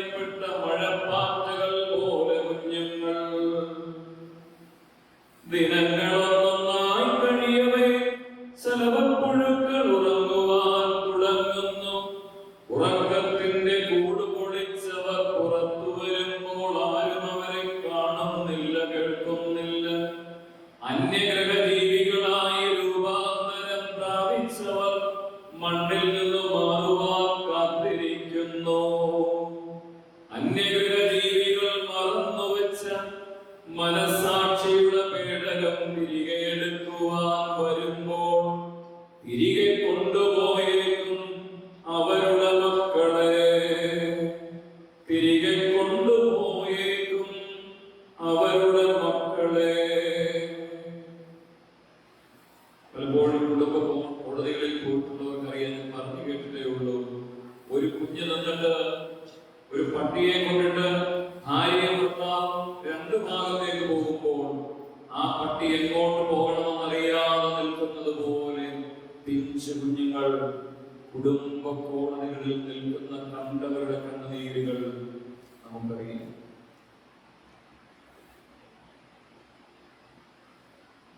ജീവിതത്തിന്റെ ഏറ്റവും ഒരിക്കലും സംഭവിക്കരുതേ എന്ന് നമ്മൾ പ്രാർത്ഥിക്കേണ്ടുന്ന ഒന്നാണ് കുടുംബ കോടതികൾ. ഒരാഴ്ച അവിടെ, ഒരാഴ്ച ഇവിടെ, പിന്നെ എന്തെല്ലാം പറഞ്ഞു കൊടുത്ത്, എന്തെല്ലാം പരിശീലനം കൊടുത്ത്, വേണമെങ്കിൽ ഒരു ബോക്സോയും ഒക്കെ ആക്കി ജീവിതത്തിന്റെ വല്ലാത്ത അനുഭവം. എന്നാൽ ഇവിടെ അങ്ങനെയല്ല. രണ്ടുപേരും രണ്ടിടങ്ങളിലല്ല, അപ്പനും അമ്മയും ചേർന്ന് എന്താണ് അവിടെ കൊണ്ടുകൊടുക്കുന്നത്? ഒരു ചെറിയ അങ്കിയാണ് കൊണ്ടുകൊടുക്കുന്നത്. ഏഫോദ് എന്ന് പറയും. അത് എന്തിന്റെയാണ്? ശുശ്രൂഷയുടെ വസ്ത്രമാണ്. അത് ശുശ്രൂഷയുടെ വസ്ത്രമാണ് അവിടെ കൊണ്ടുകൊടുക്കുന്നത്. ഞാനിപ്പോഴും ഓർക്കുന്നു, കുലമദ്രാസനത്തിന്റെ മർത്തോറിയസ്മാനത്തിന്റെ നേതൃത്വത്തിൽ ഡിസംബർ മാസത്തിൽ ഓട്ടിസം ബാധിച്ച കുട്ടികളുടെ ഒരു മീറ്റിംഗ് നടത്തുകയുണ്ടായി. ഒരുപാട് കുഞ്ഞുങ്ങളും അവരുടെ മാതാപിതാക്കളും വരാൻ പറ്റുന്നവരൊക്കെ വന്നിരുന്നു. അവിടെ ഏറ്റവും മുന്നിൽ കിടത്തിയിരുന്നത് ജോയൽ എന്ന് പറയുന്ന ഒരു കുഞ്ഞിനെയായിരുന്നു. കയ്യോ കാലോ ചലിപ്പിക്കാത്ത കോണം പറ്റുകയില്ല. അവരവിടെ ചിരിക്കുന്നുണ്ട്. അവരുടെ വായിൽ നിന്ന് ഇഴുവൊക്കെ വരുന്നത് അമ്മയപ്പനും മാറി തുടയ്ക്കുന്നുണ്ട്. അവരുടെ ജീവിതത്തിൽ ആദ്യമായിട്ടാണ് അങ്ങനെ ഒരു മീറ്റിംഗിന് അവർ വരുന്നത്. പലപ്പോഴും സഭയിലാണെങ്കിലും സമൂഹത്തിലാണെങ്കിലും ഒക്കെ പലപ്പോഴും ഇങ്ങനെയുള്ള മനുഷ്യരിലേക്ക് ഇറങ്ങിപ്പോകുക എന്നൊക്കെ ഒന്നും അത്രത്തോളം ഒന്നും കഴിയാറില്ല. അല്ലെങ്കിൽ അങ്ങനെയുള്ളവർ അങ്ങനെ വരാനും ഇഷ്ടപ്പെടുന്നില്ല. കാരണം നമ്മുടെ ചോദ്യങ്ങൾ, നമ്മുടെ ചിരികൾ, നമ്മുടെ നോട്ടങ്ങൾ, നമ്മുടെ അസ്വസ്ഥതകളൊക്കെ അവരെ പിൻവലിക്കും എന്നുള്ളതാണ്. പക്ഷെ ഈ ഒരു കുഞ്ഞ് ജനിച്ചതിന് ശേഷം അവർ രണ്ടുപേരും അവരുടെ ജോലി രാജിവെച്ചു എന്നുള്ളതാണ്. നമുക്ക് അതിശയം തോന്നും. ആ കുഞ്ഞിന് വേണ്ടി അവർ ജീവിക്കുകയാണ്. നാളെ ആ കുഞ്ഞ് എഴുന്നേറ്റ് ഒരിക്കലും ആ ജോലിയുടെ പപ്പായോ അമ്മയോ നോക്കാനായിട്ട് പറ്റുകയില്ല. എന്നിട്ടും അവർ പറയുകയാണ്, രാത്രിയിൽ അവരെ വിളിച്ച സമയത്ത്, കാരണം പോൾ എന്ന് പറയുന്ന ഒരു ഗ്രൂപ്പ് ഞാനൊരു അംഗമായിട്ടുണ്ട്, 1000-ഓളം ഇങ്ങനെയുള്ള പേരൻസ് ഇതിലുണ്ട്. അപ്പോ വന്നവർക്കൊക്കെ ആ വാട്സ്ആപ്പ് നമ്പർ കൊടുത്ത് അതിൽ കുഞ്ഞുങ്ങളുടെ വളർച്ചയും അങ്ങനെയുള്ള കാര്യങ്ങളൊക്കെ നമുക്ക് ഇങ്ങനെയുള്ളവർക്ക് സാധാരണക്കാരെ സംബന്ധിച്ച് അവർക്ക് ജീവിതം മുഴുവൻ നിരാശയുടെ അനുഭവമാണ്. പക്ഷേ ഈ വേണമെന്ന ഗ്രൂപ്പിലൊക്കെ അംഗമാകുമ്പോൾ ഈ കുട്ടികളെ കുറിച്ചുള്ള സംശയങ്ങൾ, അവർക്ക് വളരാനുള്ള സാഹചര്യങ്ങൾ, ആഴ്ച 1 ദിവസത്തെ ക്ലാസ്സുകളൊക്കെ ഉണ്ട്. അങ്ങനെ ഒരു പലർക്കും നമ്പർ കൊടുത്ത് ഈ മനുഷ്യൻ രാത്രി വിളിച്ചു പോയി. മനുഷ്യൻ പറയുകയാണ്, ഈ ജോയൽ എന്റെ ഈശോയാണ്, ഈ ജോയൽ ഞങ്ങളുടെ ഈശോയാണ്. അവരോട് പറയാതെ ഒരിടത്ത് പോവുകയില്ല. അവൻ വന്നതിന് ശേഷമാണ് ഞങ്ങളുടെ ജീവിതത്തിലെ എല്ലാ അനുഗ്രഹങ്ങളും. നോക്കിക്കേ, നമ്മൾ നോക്കുമ്പോ യാതൊരു സാധ്യതയില്ലാത്തൊരു കുട്ടി. ഈ അപ്പനമ്മയെ സംബന്ധിച്ച് എല്ലാവരുടെ നഷ്ടം, എല്ലാവരുടെ വിഷമം. പക്ഷേ നമ്മളെയൊക്കെ അതിശയിപ്പിച്ചുകൊണ്ട് ഒരുപാട് നല്ല മനുഷ്യർ ഈ ഭൂമിയിൽ കർത്താവിനെ തിരിച്ചറിയുന്നുണ്ട് എന്നുള്ളതാണ്.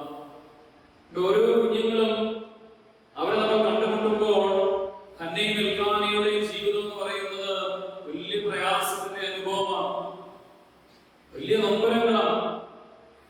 ഒരുപാട് പേർ അനുഭവിക്കുന്ന ഒരു വലിയ നൊമ്പരമാണ്. അപ്പോൾ എന്നാൽ അവിടെ നിന്ന് ദൈവവാശത്വം കേൾക്കുമ്പോൾ അവരുടെ ജീവിതത്തിൽ മാറ്റം ഉണ്ടാവുകയാണ്. അതുകൊണ്ട് എന്നെ കേൾക്കുന്ന ഓരോ മാതാപിതാക്കളും ഒന്നാമത് സകലവരുടെ അങ്കിയാണ് കാണുന്നതെങ്കിൽ, രണ്ടാമത് സുബോധത്തിന്റെ അങ്കിയാണെങ്കിൽ, മൂന്നാമത് ശുശ്രൂഷയുടെ അങ്കിയാണ് നമ്മൾ മനസ്സിലാക്കുന്നത്. ഈ 2025 നിങ്ങൾ നോക്കിക്കേ, 2026 നോക്കിക്കേ, ചെറുപ്പക്കാരെല്ലാവരും ആത്മീയതയെ പ്രണയിക്കുന്ന കാലമാണ്. പരിമല പ്രസംഗിച്ചപ്പോഴും ഒക്കെ ഞാൻ പറയുകയുണ്ടായി. നോക്കിക്കേ, എപ്പോഴും പറയാൻ സാംസൺ വരച്ചതുപോലെ ഒരു കുരിശ് നമ്മുടെ കുട്ടികൾ വരയ്ക്കുന്നുണ്ടോ? ഇന്ത്യക്ക് വേൾഡ് കപ്പ് നേടുന്ന സെമിയിൽ ഇന്ത്യ വിജയശില്പിയായിട്ട് താഴെ വീണ് ഹെൽമെറ്റുമെല്ലാം മാറ്റി വെച്ചിട്ട് ആ കുട്ടി വരയ്ക്കുന്നതായ ഒരു കുരിശ് നമ്മൾ കണ്ടതാണ്. ഇങ്ങനെ ലോകത്തിലെ ഓരോ മനുഷ്യരെയും, മെസ്സിയാണെങ്കിൽ മെസ്സിയാണോ, റൊണാൾഡോയാണോ? മെസ്സിയാണ്. മെസ്സി ഉണ്ട്, റൊണാൾഡോ എല്ലാവരും. 500ാമത് ഗോൾ അടിക്കുമ്പോൾ ആ മനുഷ്യൻ എന്ത് ചെയ്യുന്നുണ്ട്? കുരിശ് വരയ്ക്കുന്നു. അതേപോലെ സ്പിരിച്വൽ അവരാരും നാണിക്കുന്നില്ല. വലിയ മനുഷ്യരാരും, സച്ചിൻ ടെണ്ടുൽക്കർ സെഞ്ചുറി അടിക്കുന്ന സമയത്ത് അദ്ദേഹം ബാറ്റ് വെക്കുന്ന അദ്ദേഹത്തിന്റെ പിതാവിനെ ഓർക്കുകയാണ്, സ്വന്തം അച്ഛനെ ഓർക്കുകയാണ്. സെഞ്ചുറി അടിക്കുന്ന സമയത്ത് ബാറ്റ് വെക്കുന്ന മേളിലേക്ക് മരിച്ചു അച്ഛനെ ഓർക്കുകയാണ്. വലിയവരായ എല്ലാ മനുഷ്യരുടെ ജീവിതത്തിലും, അത് ഏത് മേഖലയിലാണെങ്കിലും, അവരൊക്കെ അവരുടെ സ്പിരിച്വാലിറ്റിയെ മുറുകെ പിടിക്കുന്നുണ്ട് എന്നുള്ളതാണ്. ഈ നമ്മൾ പറഞ്ഞ വലിയവരായ മനുഷ്യരെല്ലാം നോക്കുമ്പോ അവർക്ക് കുട്ടികൾക്ക് വേണ്ടിയാണ് പലപ്പോഴും ജീവിക്കുന്നത്. WHO-യുടെയും അതുപോലെയുള്ളതായ കുട്ടികളുടെ സംഘടനയിൽ അവർ അംബാസഡേഴ്സ് ആയിരുന്നുകൊണ്ട് ലോകത്തിന്റെ വിവിധ ഭാഗങ്ങളിലുള്ള കുട്ടികൾക്ക് അവർ ശുശ്രൂഷകരായി മാറുകയാണ്. ലക്ഷങ്ങൾ കോടികളൊക്കെ വാങ്ങുമ്പോഴും ഒരു വലിയ ശുശ്രൂഷയായിട്ടാണ് അവർ അവരുടെ ജീവിതത്തെ മനസ്സിലാക്കുന്നത്. അതുകൊണ്ട് വിജയിച്ച എല്ലാ മനുഷ്യരുടെ ജീവിതത്തിലും സയൻസും സ്പിരിച്വാലിറ്റിയും മാനിഫെസ്റ്റേഷനും ചാരിറ്റിയും ഒക്കെ ഉണ്ട് എന്നുള്ളതാണ്. ഇതൊക്കെ പലപ്പോഴും നമുക്കറിയില്ല. എന്നാൽ വിജയിച്ച എല്ലാ മനുഷ്യരും നമ്മൾ നോക്കുമ്പോഴും അവരുടെ ജീവിതത്തിലുള്ളതാണ് സ്പിരിച്വാലിറ്റിയും സയൻസും മാനിഫെസ്റ്റേഷനും ചാരിറ്റിയും എന്നുള്ളതാണ്. അതുകൊണ്ട് ഇവിടെ ശുശ്രൂഷയുടെ വസ്ത്രം എന്നുള്ളത് ഒരുപക്ഷെ എല്ലാവർക്കും അതുപോലെ ശുശ്രൂഷകളാകാൻ പറ്റുകയില്ല. പക്ഷെ അത് മാത്രമല്ല ശുശ്രൂഷ എന്നുള്ളതാണ്. നിങ്ങളുടെ വസ്ത്രങ്ങൾ വെളുത്തതായിരിക്കട്ടെ എന്ന് പറയുമ്പോൾ നമ്മളൊരു മനുഷ്യന്റെ ജീവിതം നോക്കുകയാണെങ്കിൽ, ഒരു കുഞ്ഞ് ജനിക്കുമ്പോൾ ആശുപത്രിയിൽ അതിനെ ഏത് തുണിയിലാണ് വാങ്ങുന്നത്? ഓർമ്മയുണ്ടോ? വെളുത്ത വസ്ത്രമാണല്ലേ, വെളുത്ത ചൗവൽ. ഇനി മാമോദിസയ്ക്ക് വരുമ്പോൾ അച്ഛൻ പറയും, എന്താ മാമോദിസയ്ക്ക് തരുമ്പോൾ തലത്തുമ്മൻ ഏതാണ്? അല്ലെങ്കിൽ തലത്തുമ്മ ഏത് വസ്ത്രം? ഒരു വെള്ള വസ്ത്രം. ഈ മദ്ഭായം കയറുമ്പോഴും വെള്ള കുപ്പായം. നമ്മുടെ പഴയ കാലത്താണ് പള്ളിയിൽ വരുമ്പോഴും എല്ലാവർക്കും വെള്ള വസ്ത്രം. മണവാട്ടി പള്ളിയിൽ വരുന്നതും ധരിച്ചുകൊണ്ട് വരുന്നത് വെള്ള വസ്ത്രം. പൗരോഹിത്യത്തിന്റെ അങ്കിയിൽ വെള്ള വസ്ത്രം. ഇവിടെ നിന്ന് യാത്രയാക്കുമ്പോഴും അവസാനം വെള്ള വസ്ത്രം ധരിച്ച് തലപ്പാവൊക്കെ കെട്ടിച്ച് വെള്ള വസ്ത്രം. ഒരുപാട് പുസ്തകത്തിൽ ഇനി മരിച്ചതിന് ശേഷം കാണുമ്പോഴും എന്താ? കുഞ്ഞാടിന്റെ രക്തത്തിൽ അവരുടെ അങ്കി അലക്കി വെളുപ്പിച്ചിരിക്കുന്നു. ഇങ്ങനെയൊരു വെണ്മയുടെ അനുഭവം, ഒരു ശുശ്രൂഷയുടെ അനുഭവം എപ്പോഴും നമ്മുടെ ജീവിതത്തിലുണ്ട് എന്നുള്ളതാണ്. അപ്പൊ ഇവിടെ അന്നയും നിൽക്കാനെയും ചേർന്ന് ഒരു അങ്കി നൽകുമ്പോൾ ശമൂവേൽ ബാലൻ ആരൊക്കെയായി മാറി? പ്രവാചകനും പുരോഹിതനും ന്യായാധിപനുമായി മാറി എന്നുള്ളതാണ്. ഹാർവർഡ് യൂണിവേഴ്സിറ്റിയുടെ പഠനം വളരെ ശ്രദ്ധേയമാണ്. പള്ളിയിൽ കൃത്യമായി വരുന്ന കുട്ടികളിലും എന്നാൽ പള്ളിയിൽ വരാത്ത കുട്ടികൾക്കും എന്താണ് വ്യത്യാസം എന്നുള്ള പഠനം വളരെ ശ്രദ്ധേയമാണ്. അതേക്കുറിച്ച് പറയുന്നത്, അവർക്ക് ഹയർ സോഷ്യൽ സ്കിൽസ് ഉണ്ടാകും, ലോവർ സബ്സ്റ്റൻസ് അബ്യൂസ് ആയിരിക്കും, ബെറ്റർ മെന്റൽ ഹെൽത്ത് ഉണ്ടായിരിക്കും, സ്ട്രോങ്ങർ സെൻസ് ഓഫ് പർപ്പസ് ഉണ്ടായിരിക്കും, മോർ കമ്മ്യൂണിറ്റി ഇൻവോൾവ്മെന്റ് ഉണ്ടായിരിക്കും, ബെറ്റർ റിലേഷൻഷിപ്സ് ഉണ്ടായിരിക്കും. നിങ്ങൾ നോക്കിക്കേ, പള്ളിയിൽ വരുന്ന കൃത്യമായി അതിന്റെ കാര്യങ്ങളൊക്കെ ചേർന്ന് നിന്ന് ഭംഗിയായി പോകുന്നവരുടെ ജീവിതത്തിൽ എന്താ? സാമൂഹികമായ നല്ല സ്കിൽസ് ഉണ്ടാകും. ദുശീലങ്ങൾ, അതായത് ലഹരി ഉപയോഗിക്കാനുള്ള സാധ്യത കുറയും. പിന്നീട് എന്താ? നല്ല മാനസികാരോഗ്യം ഉണ്ടാകും, ലക്ഷ്യബോധം ഉണ്ടാകും. അതാണ് ഏറ്റവും പ്രധാനപ്പെട്ടത്. പിന്നീട് എന്താ? സമൂഹവുമായി ഒരു നല്ല ബന്ധം ഉണ്ടായിരിക്കും. പിന്നീടോ നല്ല ബന്ധങ്ങൾ ഉണ്ടായിരിക്കും എന്നുള്ളതാണ്. നമ്മൾ പലപ്പോഴും ഞാൻ ഇങ്ങനെ പ്രസംഗിക്കാനൊക്കെ പോയിട്ട് പോകുമ്പോൾ തിരികെ പോകുന്ന സമയത്തൊക്കെ വലിയ വിഷമമാണ്. കാരണം 10 മണി 11 മണിക്ക് പോകുമ്പോ പല കടകളും തുറന്നിരിപ്പുണ്ട്. ഒരുപാട് ചെറുപ്പക്കാരൊക്കെ അവിടെ ഇരിപ്പുണ്ട്. ഈ പറഞ്ഞത് നേരെ ഓപ്പോസിറ്റാണ് സംഭവിക്കുന്നത്. നേരെ ഓപ്പോസിറ്റാണ് സംഭവിച്ചുകൊണ്ടിരിക്കുന്നത്. ഞാൻ അടുത്ത ഇപ്പൊ ശുശ്രൂഷ പള്ളികളിൽ മാറി വെച്ച് മോനെ നഴ്സിംഗല്ലേ പഠിക്കുന്നത്. എങ്ങനെയാ കൂട്ടുകാരൊക്കെ ഇങ്ങനെ മുറിയിൽ എത്ര പേരുണ്ട്? കുറച്ച 3 പേരുണ്ട്. നീ സന്ധ്യക്ക് പ്രാർത്ഥിക്കാൻ പറ്റുമോ?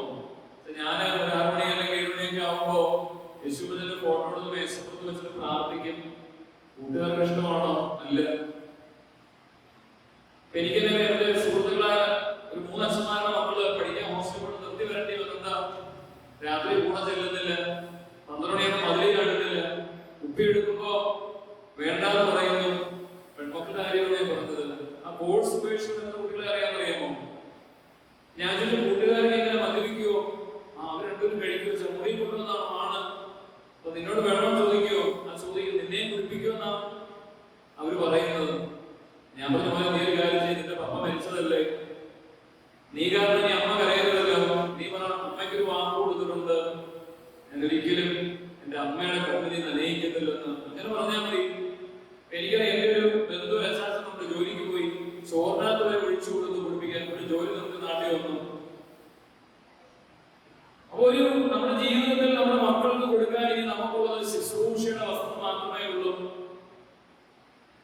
നമ്മൾ എന്തൊക്കെയെന്ന് പറഞ്ഞാലും നമ്മുടെ ഒരു സമൂഹത്തില് വലിയൊരു അപകടത്തിലേക്ക് നമ്മൾ പോകുന്ന ഒരു കാലം തന്നെയാണ്. ഇപ്പോ കോളേജിൽ നിന്നൊക്കെ ടൂർ പോകുമ്പോഴൊക്കെ ഏറ്റവും കൂടുതൽ മദ്യപിക്കുന്ന പെൺകുട്ടികളാണ്. അങ്ങനെ ഒരു കോളേജിൽ നിന്ന് ടൂർ പോയിട്ട് വന്ന സമയത്ത് ആൺകുട്ടികളെല്ലാം ചോദിച്ചു, ഗോവയിൽ പോയിട്ട് വന്നപ്പോൾ ചോദിച്ചു, എന്താ കുപ്പിവല്ലോ ഉണ്ടോ? ഇല്ല, ആരുമില്ലെന്നാ പറഞ്ഞത്. അവസാനം ഒരു പെൺകുട്ടിയുടെ പറഞ്ഞു അവിടുത്തെ പോലീസ് അറസ്റ്റ് ചെയ്തത്. 35,000 രൂപ ഫൈൻ അടയ്ക്കുന്നത് കുട്ടികൾ എല്ലാവരും കൊടുക്കേണ്ടി വന്നു. നോക്കിക്കേ, ഇതൊക്കെ ഇന്ന് നല്ലതാണെന്നായിരിക്കും പറയുന്നത്. പക്ഷേ നിങ്ങൾ ഓർക്കുക, ശുശ്രൂഷയുടെ അല്ലെങ്കിൽ ആരാധനയുടെ ആത്മീയതയുടെ ഒരു ബന്ധമില്ലാതെ മുമ്പോട്ട് പോയാൽ 2025 കണക്കുകൾ ഞാൻ എല്ലായിടവും പറയുന്നുണ്ട്. HIV AIDS 2025 കണക്കുകൾ നിങ്ങൾ നെറ്റിൽ സെർച്ച് ചെയ്ത് നോക്കണം. 1250 പേർക്കാണ്. കേരളത്തിലെ ഒരു വർഷത്തെ HIV AIDS ആണ് 1250 പേർക്ക്. അതുകൊണ്ട് ജീവിതത്തിന്റെ വിശുദ്ധി എന്നുള്ളത് അത് കാത്തു സൂക്ഷിക്കേണ്ടുന്ന ഒന്ന് തന്നെയാണ് എന്ന് നമ്മളെ ഓർമ്മിപ്പിക്കുന്ന ഒന്നാണ്. നിങ്ങൾ ഏത് സാഹചര്യത്തിലും നിങ്ങളുടെ വസ്ത്രങ്ങൾ വെളുത്തതായിരിക്കട്ടെ എന്ന് സഭാപ്രസംഗിയുടെ പുസ്തകം നമ്മെ ഓർമ്മിപ്പിക്കുന്നത്. പിന്നീട് നമ്മൾ കാണുന്ന ഒരു വസ്ത്രം എന്നുള്ളത് ശ്രീ യോഹന്നാന്റെ സുവിശേഷം 19-ാം അധ്യായം 23 മുതലുള്ള 23-24 വാക്യങ്ങളാണ്. വായിക്കാമോ? ശ്രീ യോഹന്നാൻ 19-ാം അധ്യായം 23-24 വാക്യങ്ങൾ.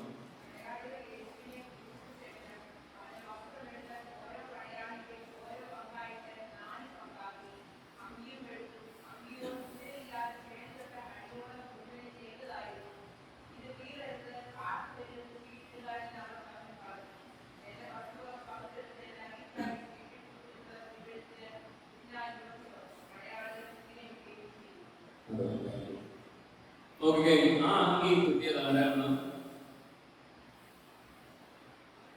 കർത്താവിന്റെ ആ അങ്കി തുല്യപ്പെടുത്തത് ആരാണ്?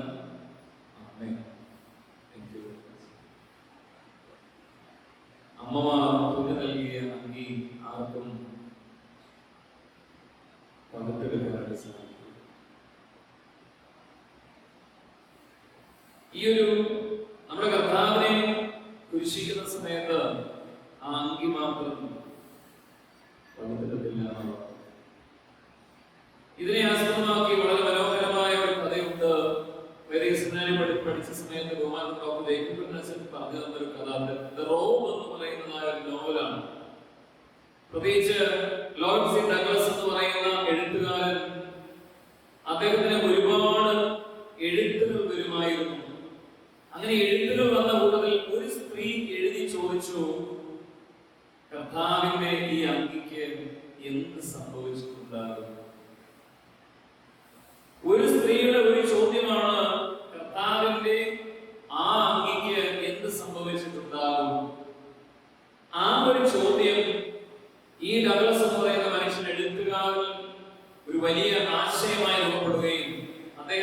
കഥ എഴുതുകയാണ്. മാർസലസും അതോടൊപ്പം മറ്റു പടയാളികളും യേശുവിന്റെ അങ്കി ആർക്ക് എന്ന് പറഞ്ഞ് അവരൊരു നറുക്കിടുകയാണ്. അപ്പൊ അത് മാർസലസ് എന്ന് പറയുന്ന ഒരാൾക്ക് അത് ലഭിച്ചു. ക്രൂശീകരണമൊക്കെ കഴിഞ്ഞ് രാത്രിയിൽ മദ്യപിച്ചതിന് ശേഷം ആ അങ്കി അയാൾ ധരിക്കുകയാണ്. വളരെ പെട്ടെന്ന് അദ്ദേഹത്തിന് രോഗം ബാധിക്കുന്നു, വല്ലാത്തൊരവസ്ഥയിലേക്ക് പോവുകയാണ്. കൂടെയുള്ള ആൾ പറയുന്നുണ്ട്, താങ്കൾ തെറ്റായ രീതിയിലല്ലേ ആ അങ്കി ധരിച്ചത്, നമുക്കൊരു കാര്യം ചെയ്യാം, നാളെ വിശുദ്ധിയോടുകൂടെ ആ അങ്കി ഒന്ന് ധരിച്ചു നോക്കാം. ആ മനുഷ്യനത് കേട്ടു.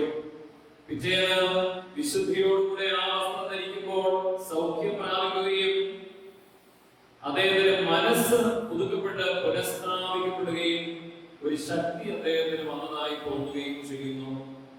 കൂടെയുള്ള ആ പടയാളി അത് ധരിക്കുകയാണ്. അവർ രണ്ടുപേരും യഹൂദയിലേക്ക് മടങ്ങുകയാണ്. യേശു സഞ്ചരിച്ച പാത പിന്തുടരുകയാണ്. യേശു സ്വാധീനിച്ച വ്യക്തികളെ കണ്ടുമുട്ടുകയാണ്. അവരുടെ അനുഭവങ്ങളെ ആധാരമാക്കി അവർ എന്ത് ചെയ്യുന്നു? യേശുവിന്റെ അനുയായികളായി മാറുകയാണ്. ഒരു സ്ത്രീ ചോദിച്ചൊരു ചെറിയ ചോദ്യത്തിൽ നിന്ന് വളരെ മനോഹരമായ അങ്കി എന്നുള്ള സിനിമയായിട്ടുണ്ട്, നോവലാണ്. ആ അങ്കി ആ മനുഷ്യന്റെ ജീവിതത്തിൽ തെറ്റായ നിലയിൽ ധരിച്ചപ്പോൾ തന്റെ ജീവിതത്തിൽ അത് തളർന്നു പോകുന്ന സാഹചര്യമാണെങ്കിൽ വിശുദ്ധിയോടുകൂടെ ധരിച്ച സമയത്ത് അത് എന്തായിത്തീരുന്നു? അത് കർത്താവിന്റെ അനുയായിയായി മാറുന്നു. നമ്മളെല്ലാവരും ധരിച്ചിരിക്കുന്ന ഒരു അങ്കിയാണെന്ന് ക്രിസ്ത്യാനി എന്ന് പറയുന്ന ഒരങ്കി. ക്രിസ്തുവിന്റെ അനുയായിയാണ് ലോപിച്ചെന്തായത്? ക്രിസ്ത്യാനിയായി മാറി. പക്ഷേ പലപ്പോഴും ആ ക്രിസ്തുവിന്റെ അനുയായി ആയി മാറാനുള്ള ഒരു ആഗ്രഹമാണ് സഭ ഈ പെരുന്നാളിൽ നമുക്ക് നൽകുന്നത്. അതിനെന്ത് വേണം? നിങ്ങളുടെ വസ്ത്രങ്ങൾ എപ്പോഴും വെളുത്തതായിരിക്കട്ടെ എന്ന് പഠിപ്പിക്കുന്നത് പോലെ മനസ്സ് പുതുക്കപ്പെട്ട് പുനഃസ്ഥാപിക്കപ്പെട്ട് യേശു തമ്പുരാൻ സഞ്ചരിച്ച പാതകളെ കുറിച്ച് എന്ത് ചെയ്യണം? അറിയണം. മറ്റൊരു പുരോഹിതൻ വിചാരിക്കുകയാണ്, ഒരു വർഷം യേശുവിനെ പോലെ ജീവിക്കണം. എന്താ? ഒരു വർഷം യേശുവിനെ പോലെ ജീവിക്കണം. അങ്ങനെയാണ് പുരോഹിതൻ ഒരു വർഷം യേശുവിനെ പോലെ ജീവിച്ചു. നമുക്ക് സാധിക്കുമോ? നമുക്ക് സാധിക്കുമോ? ഇതൊരു വെല്ലുവിളിയാണ്. യേശുവിനെ പോലെ ജീവിക്കുവാൻ നമുക്ക് സാധിക്കുമോ? അവനെ പിടിക്കാൻ പോയിട്ട് വന്നതാണ്. 12 പേര് പറയുന്നുണ്ട് അവനെ പിടിക്കാനായിട്ട് കഴിഞ്ഞില്ല. കാരണം അവൻ സംസാരിച്ചതുപോലെ ആരും ഇതുവരെ സംസാരിച്ചിട്ടില്ല. നിങ്ങൾ നോക്കിക്കേ, ചെറിയവന്റെ ഒപ്പം സാധാരണക്കാരന്റെ ഒപ്പം അവസാനം നിൽക്കുന്നവന്റെ ഒപ്പം ഒക്കെ നിൽക്കുവാനുള്ള ഒരു മനസ്സാണ് ക്രിസ്തുവിലുള്ളത്. മാത്രമല്ല എപ്പോഴും അവൻ എന്ത് ചെയ്യും? എല്ലാ കാര്യങ്ങളും ചെയ്തിട്ട് എവിടേക്ക് മടങ്ങിപ്പോകും? മലയിലേക്ക് മടങ്ങിപ്പോകും എന്നുള്ളതാണ്. മലിനതകളില്ലാത്ത ഒരിടമാണ് മല. ദൈവവുമായിട്ടുള്ള ബന്ധമാണ് അവിടെ ഉള്ളത്. അതുകൊണ്ട് എപ്പോഴും നമ്മൾ നോക്കിയാലും എല്ലാം ചെയ്തിട്ട് അവൻ മലയിലേക്ക് പോകും എന്നുള്ളതാണ്. അപ്പൊ നമ്മുടെ ജീവിതത്തിലും ഈ ദേവാലയത്തിലേക്ക് വരിക എന്ന പണ്ടുകാലത്ത് നമ്മുടെ ഉയരമുള്ള സ്ഥലത്തായിരുന്നു പള്ളികൾ പണിതിരുന്നത്. മലയിലേക്ക് സിയോനിലേക്ക് അല്ലെങ്കിൽ പോവുക എന്ന് പറയുമ്പോൾ, പെരുന്നാളിന് പോവുക എന്ന് പറയുമ്പോൾ കുറച്ചുകൂടെ ഉയരമുള്ള സ്ഥലത്തേക്ക് മാറുക എന്നുള്ളതാണ് നമ്മൾ ഓരോരുത്തരും ഓർത്തിരിക്കേണ്ടത്. അന്തോനിയോസ് തിരുമേനി ഒരിക്കലും ഇങ്ങനെ പറഞ്ഞിട്ടുണ്ട്, ഈ ഉറങ്ങാൻ കിടക്കുമ്പോൾ പ്രവാചകന്മാർ മലർന്നു കിടന്നാണ് ഉറങ്ങുന്നത്. എന്തിനാ? ദൈവം എപ്പോഴാണ് വിളിക്കുന്നതെന്ന് കേൾക്കുവാൻ. ശ്ലീഹന്മാർ ചരിഞ്ഞു കിടന്നാണ് ഉറങ്ങുന്നത്, ഏത് ദിക്കിലേക്കാണ് പോകേണ്ടത് എന്നറിയുവാൻ. നമ്മളോ കമർന്ന് കിടന്നാണ് ഉറങ്ങുന്നത്. അപ്പൊ ഇതൊരു വലിയ ജീവിതത്തിന്റെ ഒരു വലിയ വെല്ലുവിളിയാണ്. അസ്വസ്ഥമാക്കുന്ന ഒന്നാണ് കർത്താവിന്റെ അങ്കി ധരിച്ചിരിക്കുമ്പോൾ നമ്മുടെ ഉറക്കം പോലും നമ്മളെ അസ്വസ്ഥമാക്കുന്ന ഒന്നാണ്. അതുകൊണ്ട് ഈ കർത്താവിന്റെ അങ്കി എന്നുള്ളത് സുവിശേഷത്തിന്റെ അങ്കിയാണ്. ആ സുവിശേഷത്തിന്റെ അങ്കി നമ്മൾ ധരിച്ചിരിക്കുമ്പോൾ, പ്രത്യേകിച്ച് വിശുദ്ധന്മാരെ കുറിച്ചും ഒക്കെ നമ്മൾ പറയുന്നത് അവർ ദൈവത്തെ ധരിച്ചവരാണെന്നാണ്. എങ്ങനെ? മാമോദീസായിലൂടെ പ്രകാശത്തെ പിന്തുടരുന്നവരാണ്. അതോടൊപ്പം ആത്മാവിന്റെ നാദം ശ്രമിച്ചവരാണ്. നമ്മൾ ഓർക്കുക, അവർ ജീവിതത്തിന്റെ ഓരോ സാഹചര്യങ്ങളിലും കർത്താവിനെ സ്നേഹിച്ചുകൊണ്ട് കർത്താവിനെ പോലെ ഉയരങ്ങളിലേക്ക് അവരുടെ കണ്ണുകൾ ഉയർത്തി എന്നുള്ളതാണ്. അതുകൊണ്ട് ഈ പെരുന്നാൾ നമ്മളെ ക്ഷണിക്കുന്നത്, ഈ പള്ളിയിലേക്കൊക്കെ വരുമ്പോഴും നമ്മൾ കുറച്ചുകൂടെ മധ്യഭാഗം ഉയർന്നു നിൽക്കുമ്പോൾ നമ്മുടെ കണ്ണുകൾ എപ്പോഴും ഇങ്ങനെ ഉയരത്തിലേക്ക് നമ്മളെ കൂട്ടിക്കൊണ്ടുപോവുകയാണ്. ഒരു ഉയർന്ന ജീവിത സാഹചര്യത്തിലേക്ക് നമ്മളെ കൊണ്ടുപോവുകയാണ്. മലിനതയുടെ താഴ്വരയിൽ നിന്ന് നമ്മളെ വിശുദ്ധിയുടെ, നമ്മൾ നിന്ന് കത്തുമ്പോഴും നശിച്ചു പോകാത്ത ഉൾപ്പെടർത്തുന്നതുപോലെ നമ്മളെ വിശുദ്ധിയാക്കുവാനുള്ളതായ അനുഭവത്തിലേക്ക് നമ്മളെ ക്ഷണിക്കുകയാണ്. ഒരു വസ്ത്രം കൂടെ പങ്കുവെച്ചുകൊണ്ട് എന്റെ വാക്കുകളെ പ്രസംഗിച്ചുകൊള്ളാം. നമ്മൾ ആദ്യം പറഞ്ഞ അങ്കി ഏതാണ്? ഓരോ കുട്ടികൾക്കും നമ്മൾ കൊടുക്കേണ്ടുന്ന, അവരുടെ പേരിന്റെ ഉള്ളിൽ ഒളിഞ്ഞിരിക്കുന്ന നിയോഗത്തിന്റെ സകല വർണ്ണ അങ്കി എന്നുള്ളതാണ്. അത് അവനെ ഒരു വൻമരമാക്കി മാറ്റുന്നതാണ്. ഫലപ്രദമായ മരമായി മാറണമെങ്കിൽ ആ വിത്ത് വീഴേണ്ടിടത്ത് വീഴണം എന്നുള്ളതാണ്. രണ്ടാമതോ സുബോധത്തിന്റെ അങ്കിയാണ്. അതിന് നമ്മുടെ ഉള്ളിൽ കാരുണ്യം ഉണ്ടാകണം.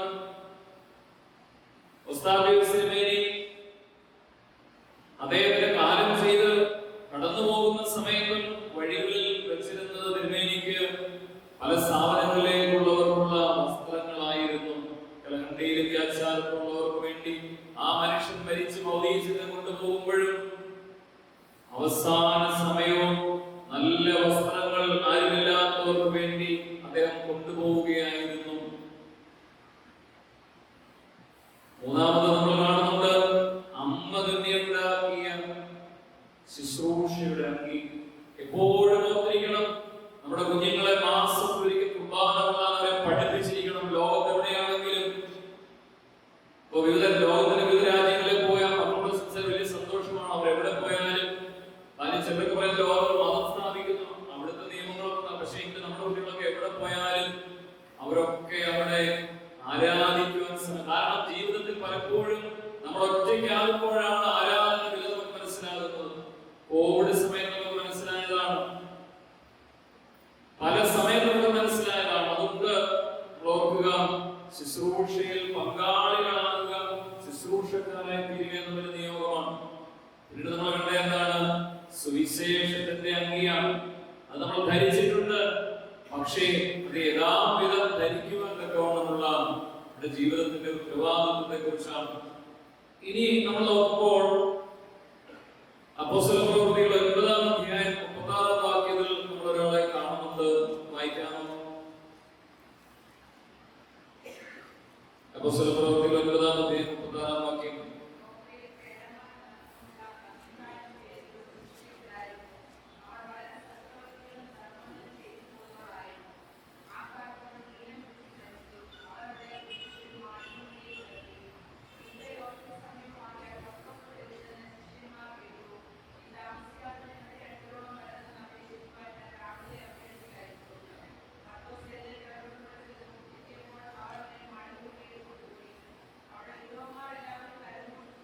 അവിടെ വിധവമാരെല്ലാവരും കരഞ്ഞുകൊണ്ടും തബീഥ തങ്ങളോട് കൂടെ ഉള്ളപ്പോൾ തുന്നിയുണ്ടാക്കിയ കുപ്പായങ്ങളും കാണിച്ചുകൊണ്ട് കരഞ്ഞുകൊണ്ട് വന്നു.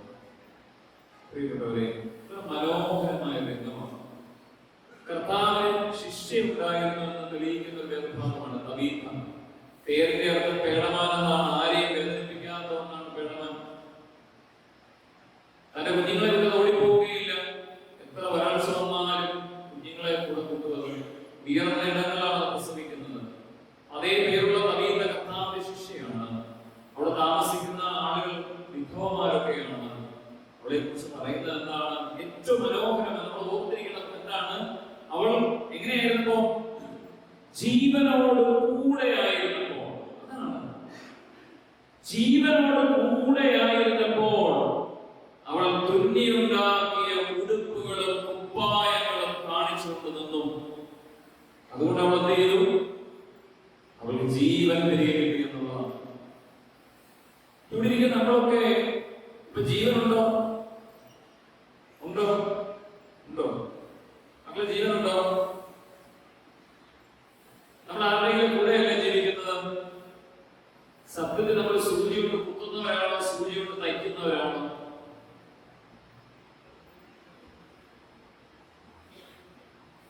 നമ്മൾ സൂചി കൊണ്ട് കുത്തുന്നവരാണോ അതോ സൂചി കൊണ്ട് തുന്നുന്നവരാണോ എന്ന് നമ്മൾ എപ്പോഴും ഓർമ്മിക്കണം.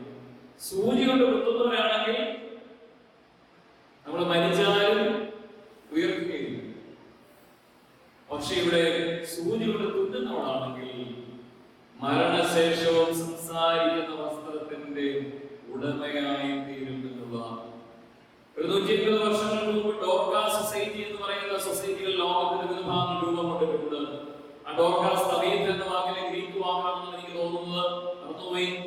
അപ്പൊ ഡോർക്കാസ് സൊസൈറ്റികൾ എന്നുള്ളത് വഴിയിൽ കിടക്കുന്ന മനുഷ്യർക്ക് പുതപ്പുകൾ കൊടുക്കുന്ന സംഘടനയാണ്. നോക്കിക്കേ, വേദപുസ്തകത്തിൽ സൂചി സുവിശേഷത്തിന് വേണ്ടി വിനിയോഗിച്ചപ്പോഴാണ് ആരെ കുറിച്ച് പറയുന്നത്? തവീത്തിനെ കുറിച്ച്. ഒരു സൂചിയുടെ കണ്ടിട്ടുണ്ടായില്ലേ? അപ്പൊ അത്ര ചെറിയ സാധ്യത ഒന്നുമില്ല. കൈ കുറച്ച് നൂലും സൂചിയുമേ ഉള്ളൂ. അതുകൊണ്ട് തുന്നി കൂടെയുള്ളവർക്ക് നഗ്നതയ്ക്ക് പരിഹാരമായി, മാന്യതയ്ക്ക് തണുപ്പിൽ നിന്ന്, ജീവിതത്തിന്റെ സൗന്ദര്യത്തിലൊക്കെ അലങ്കാരമായി ആ വേദനയിൽ കഴിയുന്ന വിഭവമാർക്ക് അവളൊരു കുമ്പസാര കൂടായി തീർന്നു എന്നുള്ളതാണ്. എന്താ കാരണം? പണ്ട് തയ്ക്കുന്നവരേക്ക് പോലും എന്തെല്ലാം കഥ പറഞ്ഞെങ്കിലും അവരൊന്ന് തയ്ച്ചു തരും. ഓണമൊക്കെ ആകുമ്പോ എന്തെല്ലാം പറയും, എന്തെല്ലാം കള്ളത്തിലോ പറയുന്നത്. ഞങ്ങൾ അതുപോലെ കല്യാണ അച്ഛനറിയാം, കേരള അപ്പച്ചനോട് തുണി തയ്ക്കുന്നേ. അവിടെ ചെന്നിരുന്ന് അവസാനം കല്യാണം നടക്കുമോന്നും അറിയത്തില്ല, പട്ടം കിട്ടുമോ അറിയത്തില്ല. അത് കുപ്പായം വേണ്ടേ? ഇന്ന് റെഡിമേഡൊക്കെ ഉണ്ടായിരിക്കും, കുപ്പായം അങ്ങനെ ആയിട്ടില്ല.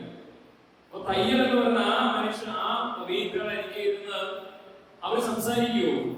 നിങ്ങളുടെ വീട്ടിൽ ആശാരപ്പണിക്ക് വരുന്ന ആളുകൾ വായി കൊടുക്കാനുണ്ട്. നമ്മളൊന്ന് എന്തൊക്കെ ചോദിച്ചാലും അവർ കണ്ടു മിണ്ടിയ കട്ടിലിൽ നിന്നോ അവർക്കൊരു മൗനമുണ്ട് എന്ന് പറയുന്നവർ തയ്ക്കുന്നവരും സംസാരിക്കാറില്ല. പക്ഷെ വിധവന്മാരെല്ലാവരും അടുത്ത് നിന്നിരുന്ന അവർ കുമ്പസാരത്തോടായി സങ്കടങ്ങളും അവരുടെ ആകുലതകളും ഒക്കെ അവർ പറഞ്ഞ് ജീവിതത്തിൽ ഈ കാലഘട്ടത്തിൽ ആർട്ട് ഓഫ് ലിസണിംഗ് എന്ന് പറയും. നമ്മളെല്ലാവരും ഈ സംസാരിക്കുന്ന വസ്ത്രങ്ങൾ എന്ന് പറയുമ്പോൾ ഒരു നല്ല കേൾവിക്കാരി ആവുക എന്നുള്ളതാണ് ഈ കാലഘട്ടം നമ്മളോട് ആവശ്യപ്പെടുന്ന സുവിശേഷ ദൗത്യം. പഴയ ആളുകൾക്ക് തുന്നലുള്ളവർക്ക് വേണ്ടി തുന്നാം, പക്ഷെ എല്ലാവർക്കും അതത്ര പ്രായോഗികമാണ്. പക്ഷെ ഇതിന് എന്തായി തീരാം? നല്ലൊരു കേൾവിക്കാരനുമായി മാറാം.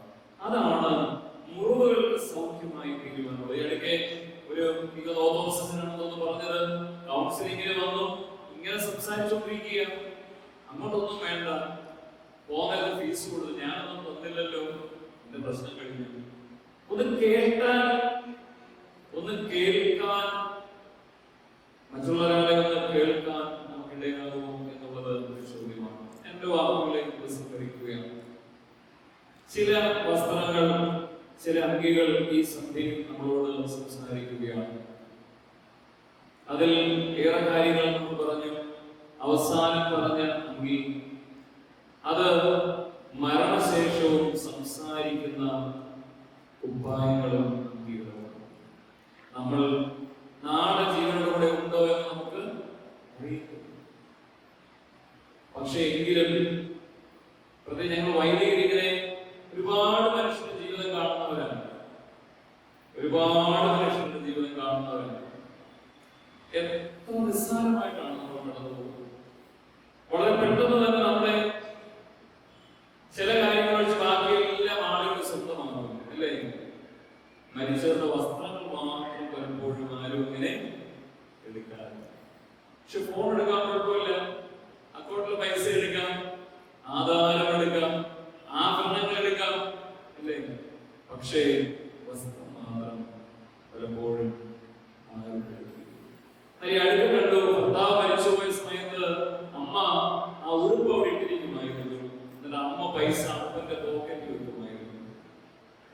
അതുപോലെ മക്കളെ അപ്പന്റെ പോക്കറ്റിൽ നിന്ന് പൈസ എടുത്തോളാം. മനോഹരമായ, കാരണം അവിടെ അപ്പനുണ്ട് എന്നുള്ള വലിയ ഓർമ്മപ്പെടുത്തലാണ്. ജീവിതത്തിൽ നമ്മുടെ ജീവിതത്തെ, നമ്മുടെ വസ്ത്രങ്ങൾ നമ്മുടെ ഒപ്പം പോരുന്ന ഒന്നാണ്. ആ വസ്ത്രങ്ങൾ വെളുത്തതായിരിക്കുവാൻ തോന്നാം. സദായിട്ട് ഈ പെരുന്നാളിലൂടെ നമുക്ക് എല്ലാവർക്കും ഇടയാകട്ടെ എന്ന് പ്രാർത്ഥിച്ചുകൊണ്ട് ഞാൻ എന്റെ ചെറിയ വാക്കുകളെ സംഗ്രഹിക്കുന്നു. ഈ പരിശുദ്ധ ദേവാലയത്തിലേക്ക് ആദ്യമായിട്ട് വരുവാനിടയായി ദൈവത്തെ സ്തുതിക്കുന്നു, സ്തോത്രം ചെയ്യുന്നു. നിങ്ങളെ കാണുവാനിടയായി ദൈവത്തിന് നന്ദി പറയുന്നു. ഇതിനവസരം ഒരുക്കിയ സെമിനാരി പഠനകാലത്ത് ഒരു വാക്കുകൊണ്ട് പോലും നോക്കിക്കാനുള്ള നല്ല ദേശീയ സഹോദരനായി വളരെ ആത്മാർത്ഥമായി ദൈവിക ശുശ്രൂഷ ചെയ്യുന്ന സ്നേഹാദരറിയിക്കുന്നു. ഇടവേള പ്രിയപ്പെട്ട ചുമതലക്കാരോട് ഈ ഇത്രയേറെ തിരക്കുകളൊക്കെ ഉള്ള ദിവസങ്ങളിൽ ഇവിടെ വന്നുചേർന്ന എല്ലാവരോടുള്ള സ്നേഹം അറിയിച്ചുകൊണ്ട് വാക്കുകളെ ചുരുക്കുന്നു. നമ്മുടെ വസ്ത്രങ്ങൾ വെളുത്തതായിരിക്കട്ടെ. നമ്മുടെ വസ്ത്രങ്ങൾ, നമ്മൾ നിന്ന വസ്ത്രങ്ങൾ മരണശേഷവും മറ്റുള്ളവർക്ക് വേണ്ടി സംസാരിക്കുന്നതായി തീരുമാനത്തോളം ഇടയാകട്ടെ എന്ന് പ്രാർത്ഥിച്ചുകൊണ്ട് വാക്കുകളെ ചുരുക്കുന്നു. ദൈവം എല്ലാവരെയും വാഴ്ത്തും.